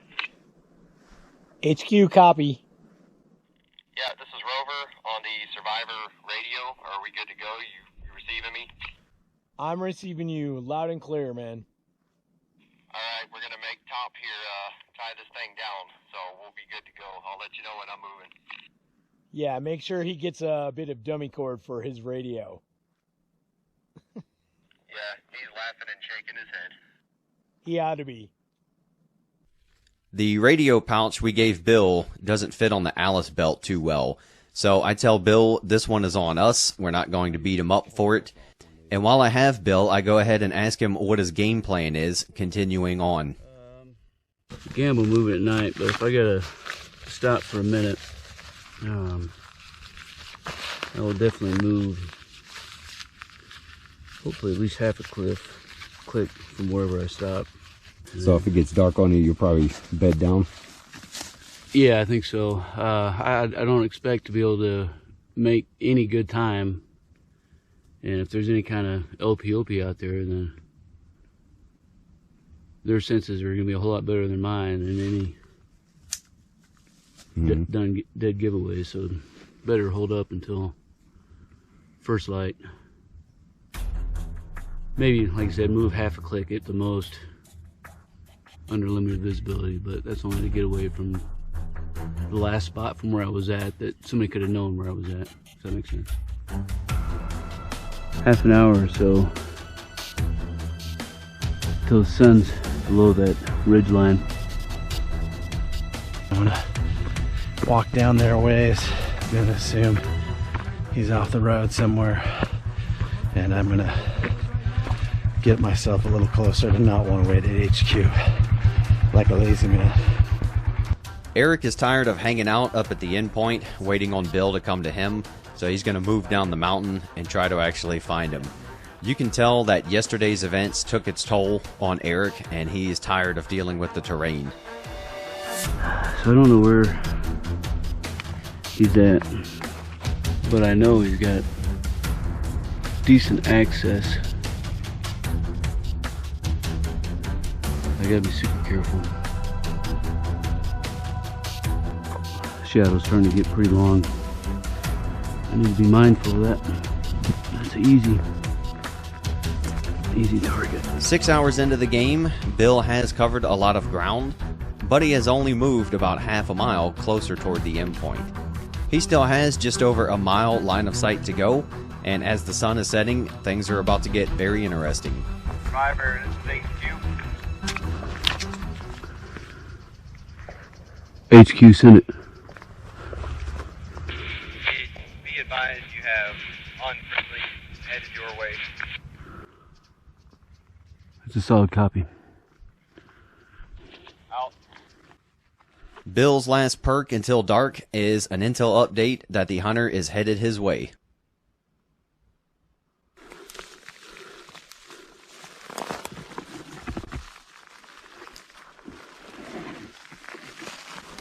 Bill implements his slow movement plan early on. He's going to move a couple hundred feet, sit and wait, and then move again and try to keep doing that throughout the night. I think we'll just wait here. As darkness falls, it's time to call the admin halt, where we make Bill perform survival-related tasks just like Eric had to do. Once again, for these games, the two tasks chosen are build a fire and a survival shelter within 10 minutes.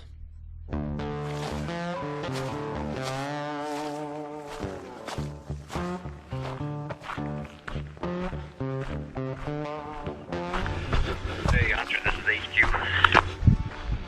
Hey HQ, this is Hunter. We're gonna go into the admin halt for the craft stuff.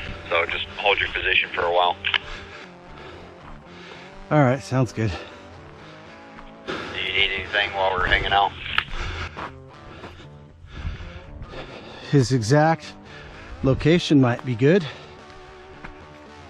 Yeah, he's northeast, southwest of your position. Oh, thanks. I appreciate the tip. Well, she said just give her the tip. Got it. There are dozens of survival shows out there, and we wanted to be the first to truly implement evasion, escape, and add the physical component of being on the run. Therefore, when it came down to choosing survival tasks versus evasion or escape, we leaned heavily on the evasion part. And by choosing the two survival skills that each contestant had to perform, we were able to mitigate the possibility of them just ignoring survival and racing toward the end point. All right, so we currently have a admin halt, so I'm gonna take the opportunity to put my sweatshirt on at least, because I don't want to put my jacket on yet. It'd be way too hot. I'm still gonna be walking. Unlike the survivor, the hunter gets to carry all the gear he could possibly need, and he can also get any kind of support he wants from HQ or his scouting team. Somewhat warm. Well, we're having a admin halt for him to set up his tent and have his little fire. I'm gonna eat these white chicken chunks. I'd assume he'd mix this with some mayonnaise or something and make a chicken salad, but that's pretty good.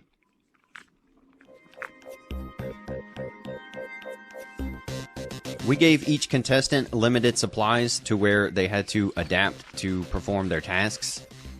And an admin halt ensured that both would get some kind of break, and that also the survivor would not be captured because we made them stop and perform these tasks.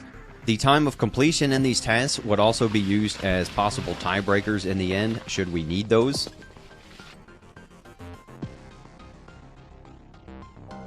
Once the tasks are complete, Bill can do whatever he wants with his remaining time.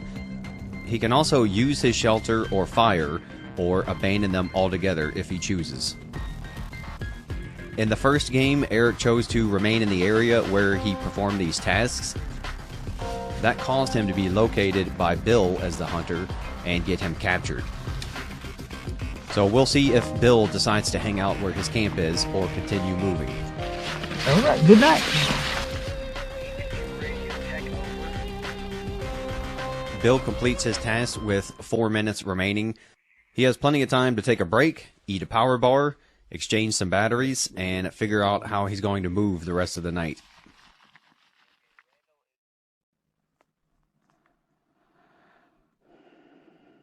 Done establishing a small fire. Building a temporary shelter. Definitely not going to stay here tonight.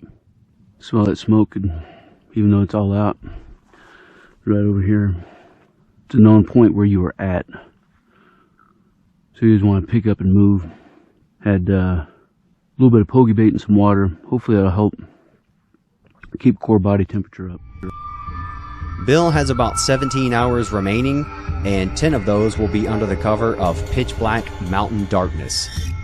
Everything is much louder at night, especially on the dry forest floor, so Bill is going to have to be extra cautious. So, Randall, what is next? Well, it's getting dark and it's getting cold.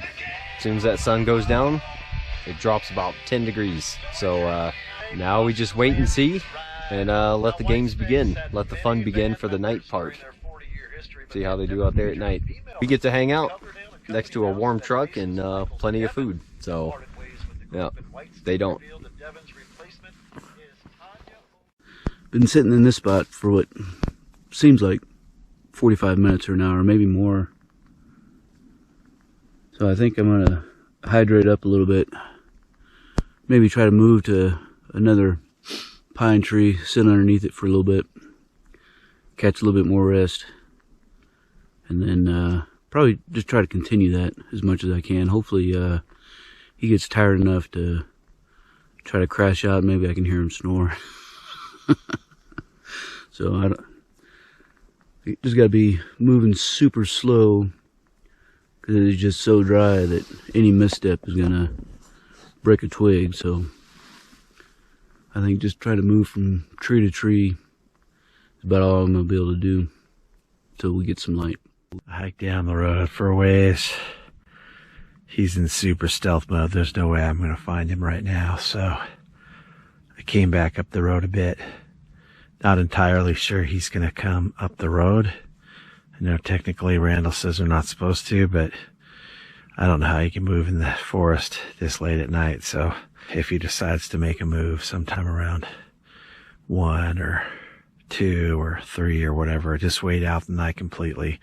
I don't know, but I hike up the road here a bit, and I turned off the road. There's a little motorcycle trail here that I was on earlier. I'm gonna lay out this poncho, put on my snow pants, and try and get some rest, maybe eat something. It's a gorgeous night.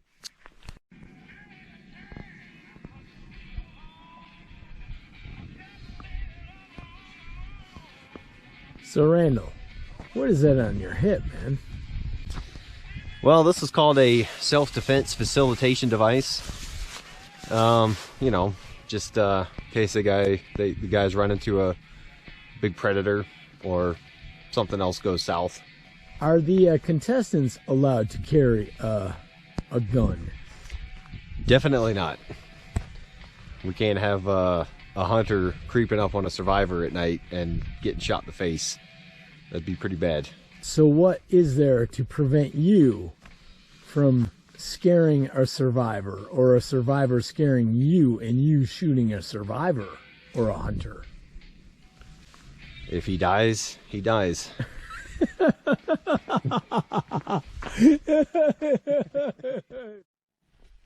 With this event most likely going all the way into the night and possibly the full 24 hours, the grunt-proof team decides to start our rest cycle.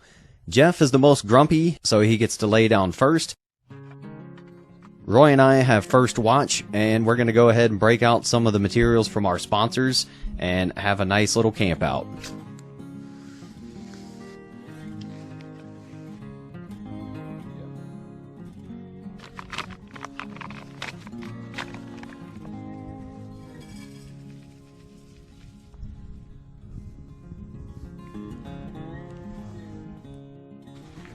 So we're going to go ahead and move to another tree, hunker down for a little bit.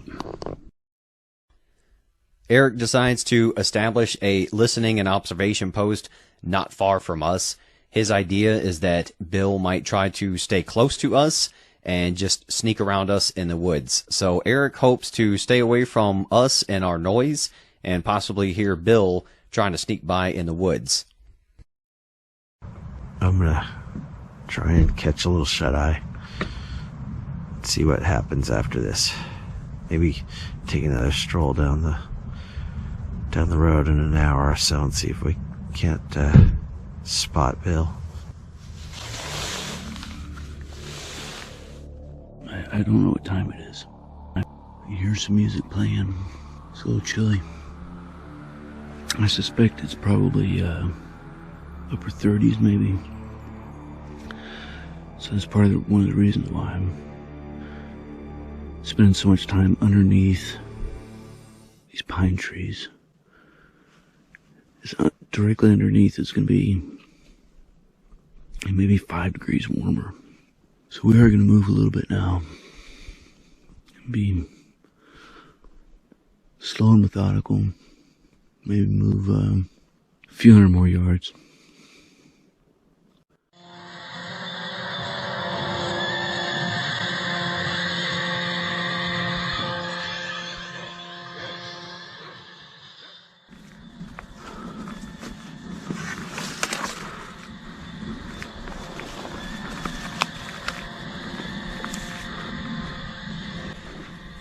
Bill has been implementing his methodical method of moving, halting, listening, and continuing to move, and he has gained a lot of ground since the sun has set. Eric has been laying down, relaxing, and hanging out with us a bit around the fire, and he has no idea how close Bill is to flanking us.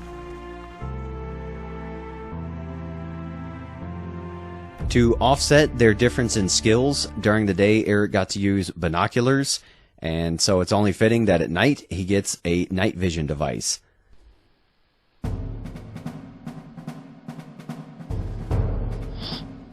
Not too bad for a civilian device, but Eric needs a little bit of time to get used to it and learn how to use it to his advantage.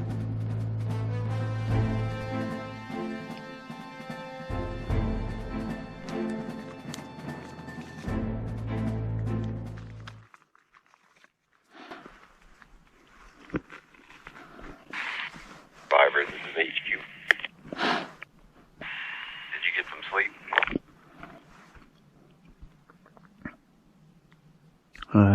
I wouldn't call it sleep. Got you. Are you just relocating, or are you actually moving up this way? I'm gonna relocate for maybe another hour, but I probably am gonna move another 100 or so meters before I bed down again for a long halt. Roger. Running all this for the last 2 days has definitely wiped me out. So with Bill saying he will lay down and try to catch some sleep, I decided to do the same for myself.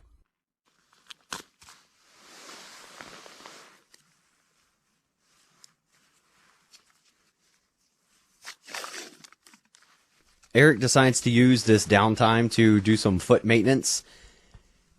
He did a lot of climbing yesterday while he was a survivor, and it took a toll on him.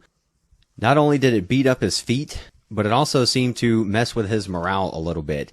He really does not want to get into the manzanitas anymore, and he is trying to avoid climbing down into depressions. One, because he doesn't want to expend the energy coming back up and fighting with the underbrush. He also doesn't want to risk getting down into a low area and having Bill outflank him, and then it just turns into a straight up sprint to the end point.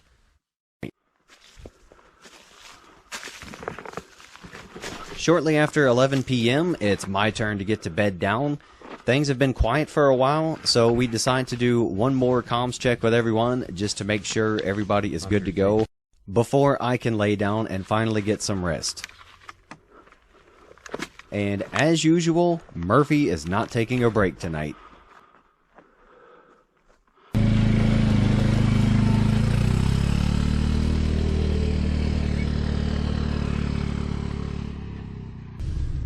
Roger.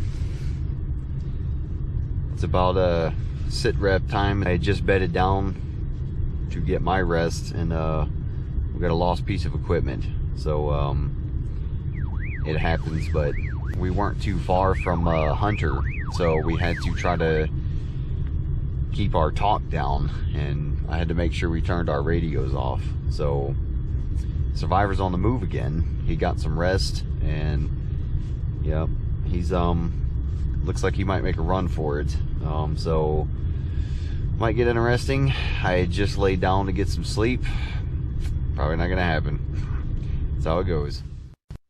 Everybody is getting tired and grumpy, and you really hate to have issues like this, especially at night.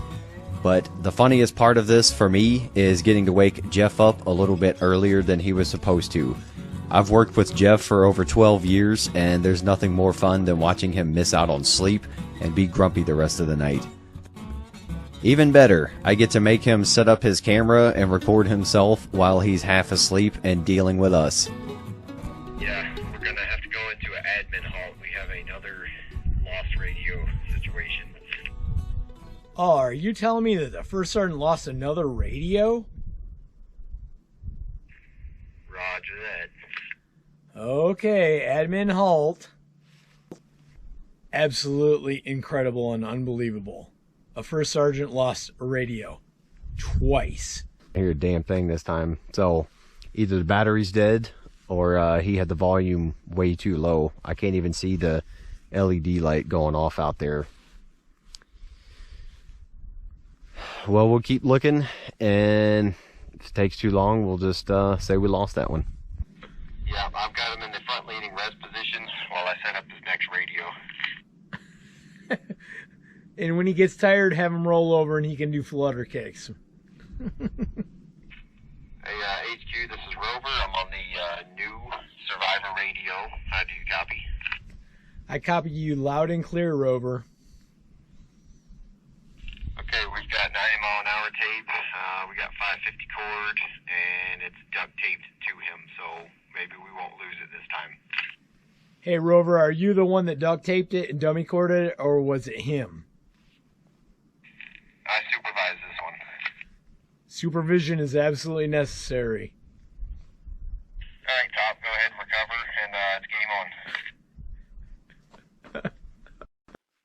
To make things even more interesting, Eric was bedded down not far from our truck and heard the commotion.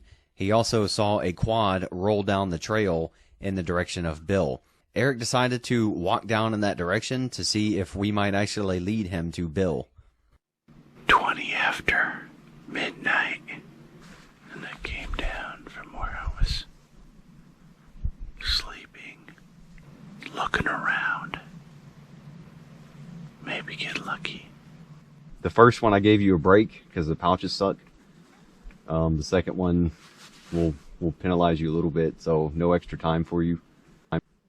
We get Bill squared away, and I remind him that the first one was a freebie, but I also go ahead and counsel him that this time we will penalize him for his mistake. Anytime there was an admin problem in the games, we would actually stop the time so it wouldn't count against the survivor. This time is different, however, since this was mostly on Bill. We are also going to give Eric a special perk for this later on. We're just not sure how we're going to do it yet.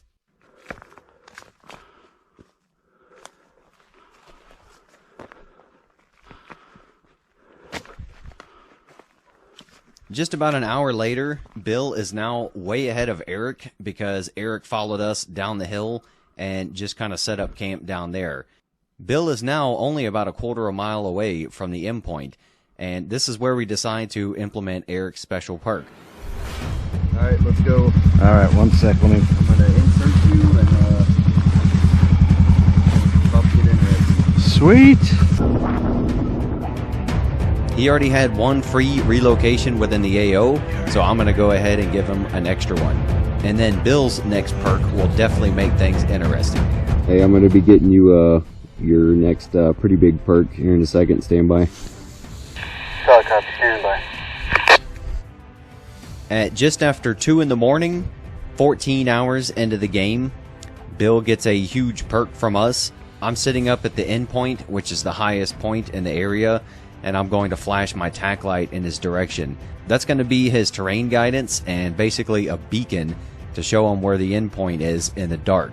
While that will be a major help for Bill, he also doesn't know about Eric's relocation, and that now Eric is between him and the endpoint. Survivors HQ. Send it. Okay, your next perk is terrain direction guidance. I want you to look almost dead east of your position. Copy? Copy, I see. Okay, keep focusing there. See anything interesting? Copy that. Alright, HQ out. Survivor 2 is actually our admin, one of our helpers. And Hunter's right next to him. And we sent a big message to our survivor for his terrain guidance. And he's trying to find a way around them.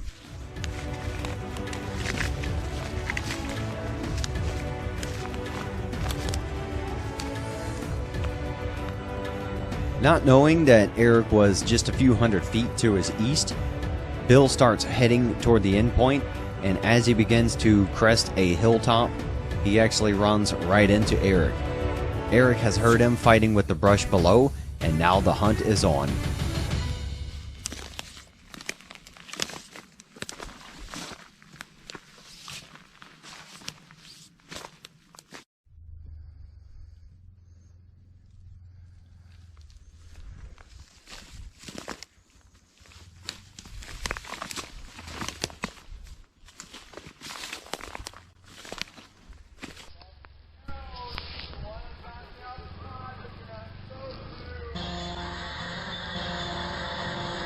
I hear him over there.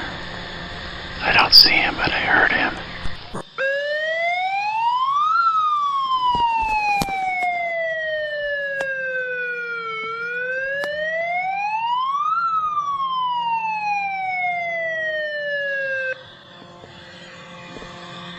Hey, Bill, you can just give up and come and drink beer and sit around a fire with us. All you gotta do is come to the megaphone or the light. It really doesn't matter which one. The backpacker can turn you in. Isn't it great? A backpacker beats the first sergeant. A backpacker and an officer beat the NCO. Survivor, this is HQ. So far in this event, we have lost 2 radios, found 1, but Murphy strikes again. Survivor, this is HQ, come in. Now we have no comms with the survivor, and we are no longer able to track him. How about you, Bill? You out there? Talk to us. The excitement of Eric stomping all around him and being right on top of him has caused Bill to dive into a very steep ravine. That means his tracker will no longer talk to the satellite, and we also cannot reach him on the radio. Get a little worried. Bill, you are safe. Please turn on your radio and contact us.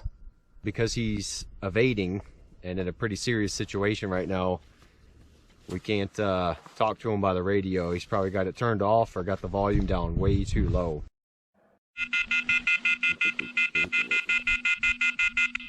Because we haven't even been able to talk to Bill yet, this causes us to think something has really gone wrong. I am very close to breaking out the extraction kit, hoisting myself down this ravine, and finding out what the hell is going on with him. Beforehand, I had instructed Bill on how to reset his tracking device, and while he's down in the ravine before we get contact with him, he tries to do just that. In the pitch black, however, he accidentally triggers the SOS alarm. Bill, you are safe. Bill finally hears us hollering at him and turns his radio on and gives us a call. It's now past 3 in the morning, and Bill is so close to the end point, he can almost smell Eric's campfire. That's right, a campfire. At this point during the games, Eric has about had enough fighting the terrain, crawling through manzanitas, and trying to find the greatest adversary he has ever come across.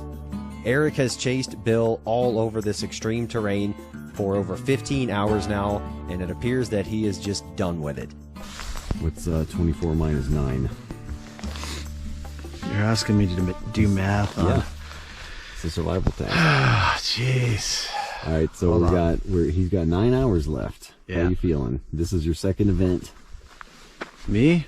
Yeah. Well, if I was hiking on the trail, I could probably do several more miles, but walking through manzanitas and stepping on uneven ground is totally different. So I kind of feel like at this point, Bill has earned a win. The coast across the finish line. I think he's done a great job. I don't know how he got past me back there, though. No, actually, I do know how he got past me. You were right on top of him. I'm stomping around like a big old bear, making noise, giving him plenty of cover to get past us. So, yeah, I think at this point, where Bill's coming through, I don't feel like going down into that manzanita and trying to track him down. So I'm satisfied with my performance, and I think it's fair to give him the win. There he is. I can see Billy's red light. Come on, Bill. You got this. Eric is actually seeing my red lens as I work my way out to Bill to meet him and come in for a possible win. It's been a long night and everybody is pretty much done. Bill is ready to do this. Here we are. It's been one hell of a long day. Moving through some pretty thick, nasty terrain, both vegetation and the terrain features themselves, up and down ravines, over and under brush, stops all the freaking time just to do sills and try to be patient. I swear to God, he had me, light shining right down on me, but just still as a mouse for as long as I could be until I assumed it was safe to keep moving. Bunch of dog legs and getting lost and back found again, and you know, this is what it's all fucking about right here. Bill is a mere 50 meters from the end point. He's going to continue to follow the rules and not walk on the road, but all he has to do at this point is walk right into the end point. At the same time, all Eric has to do is stand at the opening of the woods and catch Bill. Given the circumstances and how well Bill performed and how Eric feels right now, it seems like it is a mutually agreed assertion that Bill is going to win this.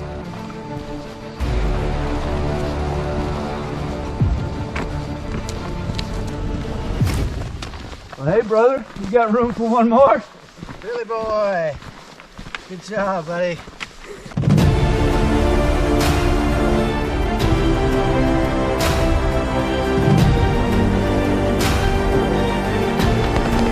With 8 hours remaining, That was awesome. Bill has won the first ever Grunt-Proof Survival Games. You deserve the win, bud. You are awesome. Oh my goodness, what a day. Fantastic. My makeup is better though.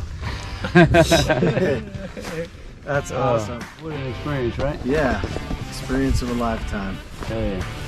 Congratulations to Yeah, the winner. thank you. Freaking Right on. outstanding, man.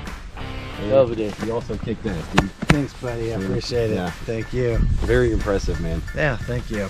Bill, please don't take anything personal that I may have yelled at you. Appreciate it. So, I feel like I was working with a lot of professionals, and if I can hold my own with some of those professionals, Oh man, you did I'm great. feeling good. So. Yeah. well, not only that, but you scared the crap out of that professional. I think you had him running or stressing out more when you were on top of him than he had. Oh, you. really? If there was a mine shaft out there, Bill would have jumped into it. I would have jumped into it. Because you guys were like ants on him. I think that ravine I went in was a mine It's like my shaft. Yeah, I thought for sure when you were looking down at me in the gulch with your Oh, light. on this side? Yeah, not on that side, but when you came back around to this side, Oh. I swear to God, your light hit me. But I was so far down, you probably couldn't see the... No. 9 months of planning from pen to paper up to the first insertion is now over. Everybody is relieved and ready to get some sleep. Right, so coming down into the games, my reason behind it, I guess at the end of the day, is because, well, quite frankly, I like to drink PBR and blow stuff up. The Grunt-Proof Survival Games, the first ever SERE competition, is now over. What an adventure. Man, I'm still wondering why Randall threw me an invite to such an amazing event. I mean, I know I'm clearly awesome, and he wants awesomeness for the very first Grunt-Proof Games, but I come from the civilian backpacking world. Preparing for survival in my sport means having knowledge and confidence to traipse through the wilderness with enough food and gear strapped to my back to keep me comfortable. These military dudes, on the other hand, have prepared for worst case scenario, evade the enemy and survive. Well, whatever Randall saw in me, I think it paid off for everyone. It was a blast. Well, in general, I think I did pretty good. Came into this with fairly low expectations considering my lack of training, but I'm actually really happy with my performance though. I guess my goal initially was to move as quickly as possible and get to HQ before Hunter could catch me.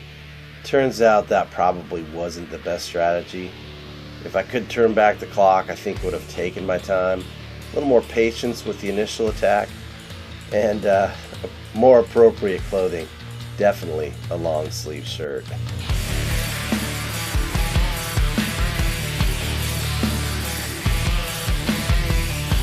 So I guess there are a number of things that I'm glad while I was the survivor that I did not run into while working through the Sierra Nevadas. It goes without saying that I'm glad that I didn't find Eric. But truth be told, that was the least of my worries and concerns. I'm much more interested and happy that I didn't run into the Squatch. And even more than that, I'm glad I didn't run into Gene Simmons. Man, what a great and fantastic event the Grunt Proof Survival Games are.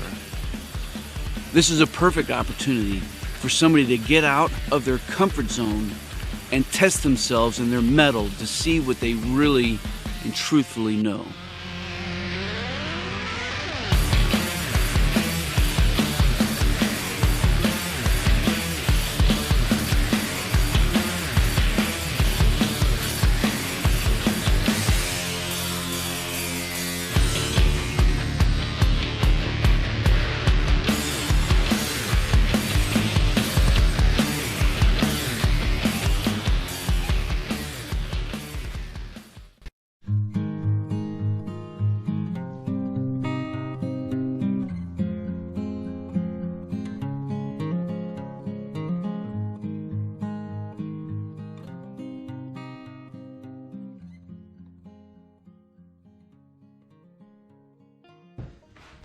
And this is the aftermath. This is what happens when you have a roving tonk and you pack it all up at 3 in the morning. Mission complete though, nobody died. Alright, well, there's no formal way to do this, obviously, but I just want to thank you guys for coming out. Yeah. Really means a lot. Testing phase, and you guys came out and weathered the storm, and you guys, I mean, it was, as far as y'all's performance, was above and beyond. So I appreciate it. So I just got a couple gifts for you guys. Yeah. Right on. But either way, Yeah. thanks. Really appreciate it. Yeah. Man. Appreciate Very coming cool. out. Jeff, you come down here too. Thanks, bud. Yeah. It was worth just being able to look inside your baby blues and say, Right. It's the man, Randall, from YouTube. Baby blues or man greens? I don't know. Baby greens. Yeah, thanks. And of course, old Roy over there. Some of the supplies you guys used was from one of the sponsors, Survival Box. You might recognize a couple things. Sure. They also sent out a whole bunch of gift boxes for you guys. Go, Bill. Wait, I want mine to be opened. Gotcha. Oh, okay. But another company was Bigfoot Bushcraft. Those fire starters. American company sent these out, so I wanted to send you guys home with a pack. Yeah. Thank you. Awesome. Another thing, this is somebody very close to me. I don't know if you guys noticed the coffee mug I've been bringing out, trying to show off. So we got a couple of those sent out. Oh, get out of here. You guys got some Grunt Proof swag. custom mugs. Yeah. Oh man, look at that. And you got two sides to it. That is cool. Oh, that's awesome. Oh, wow. America. So one more. You guys noticed the beautiful sign over there. You guys came out and rocked this. We got a special one made for you guys. Holy smokes. So you guys are bona fide grunt proof survivors for attending the survival games. Man, that's awesome. Look at that. No, awesome to you guys. Thank you, sir. Appreciate that. And we got one for you too, Roy. Good. Thank you. So another thing he did for us, we had some little nameplates made up for you guys. Feel free. Did we forget? Oh, you didn't do yourself, dude? I got terrible mine already. video, man. You don't Sorry. It's horrible. Okay, here is your nameplate, sir. Right? Thank you. Hell yeah. See you, Bill. Oh. Hey. Jeffrey Canan, the commander. Say thanks to you guys, because you guys also played a major role. So. Oh, well, thank you very much. Thank you. You made me cry. Thanks for everything you've done. Yeah. Awesome. I'm just stoked to have you guys out here. Yeah, Stoked. Absolutely. That's right. Yeah. We'll chat about, you know, all the other stuff later. Oh yeah. This Yeah. kind of No, like that's the fucking great. final gathering. Yeah, this was awesome, Randall. I appreciate it. Absolutely. It's definitely been an opportunity of a lifetime. So thank you for the invite. Yeah, in the military, we're kind of used to missing holidays. Right. So when we planned on Thanksgiving, we figured we'd try to make it special for everybody. Stuff you guys before you went out to the field and try to make you welcome up here. So. No, absolutely. It's been great. Yeah. All right, cool. We'll see you. Yeah, thank you. Stoker, Coleman, and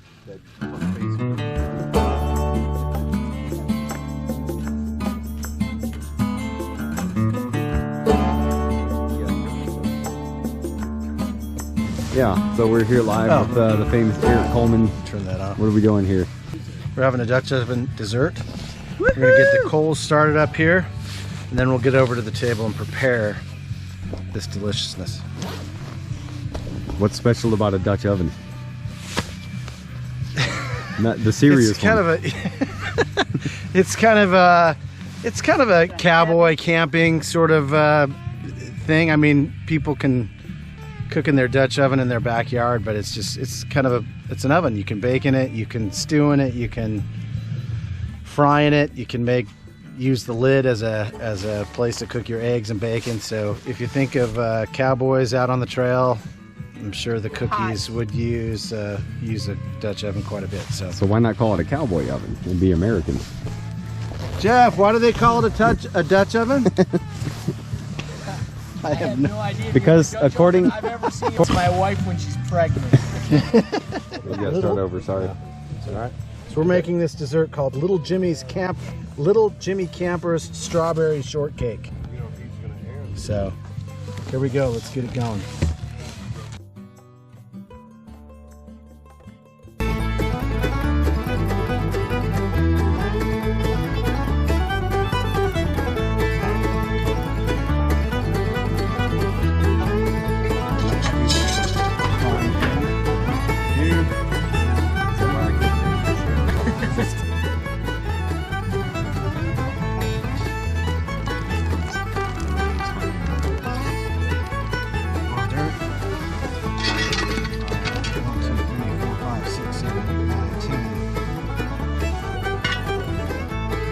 Might take a little bit longer than 45 to 55 minutes, just because when it's really cold outside, I feel like that has an effect on how long. 45 to 55 minutes, but it might It'll be done in the morning. Yeah, it's much colder out here. Okay, so here we are. Here we are the next night. So 24 hours later. Yeah. How are we doing? It should be there. We can give it a quick look. The more the ash, the better. Ooh. All right, it's getting there. All right, here we go. Big reveal. All right. Yeah, it's cooked. It's gooey. It's chewy. It's fruity. With a cabinet burning next to it. Is it a fork meal or a hand meal? Well, that would be It's a fork meal. Huh? Yeah, it's pretty gooey. and not if I cooked it, it'd be a finger food. It'd be nice and overcooked. It smells awesome. Yeah, it's pretty tasty. It's cool. I like it. Yeah. All right. We'll get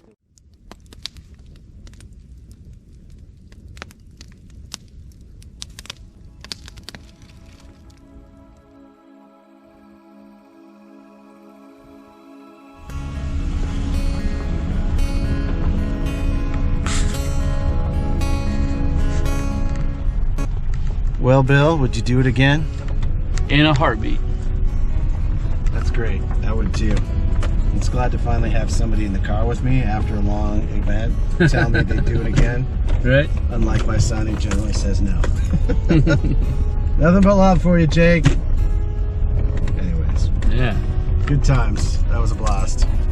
It's always great when you meet folks and you end up finding a new brother in life that you know that relationship's gonna endure. So, man, I appreciate you. Yeah, I appreciate you too, bud. Yeah. Thank you. Stay stoked. Oh wait, that's the tag for your video. If you want to get stoked and mask your... All right, man. Yeah, right on. Thanks again, dude. Yeah. This was freaking awesome, man. Really glad to have you guys. But Yeah. appreciate it. Good Thanks to meet again. y'all and Yeah. get close and personal. And, yeah. All right, another handshake. That's right. Have a good one. Okay. Yeah, man. See ya.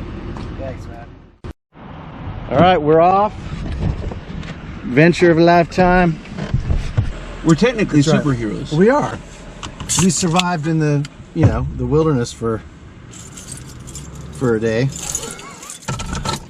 Never mind the 20 years in the military and Right. out and on the battlefield. This is where you test your mettle. This is where you get tested. That's right. All right, here we go. So that is it, guys. Bill is the epic winner of the first survival games right here at Grunt Proof. Hope you guys enjoyed the series. Thank you to everybody for the support, and a major shout out to Bill from Stoker Craft, and Coleman Outdoors. Eric, none of this would have been possible without my amazing team, and definitely the participants. They proved themselves this time. So make sure you like and subscribe.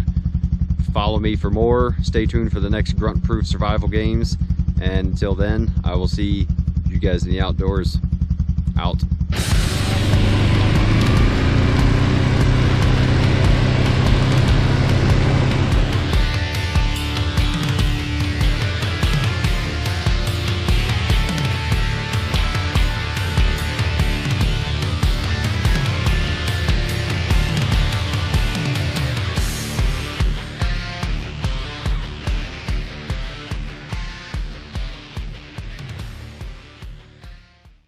Today's episode is brought to you by survivalboxes.com. They have gear, food, seeds, all kinds of survival things with a very affordable monthly subscription.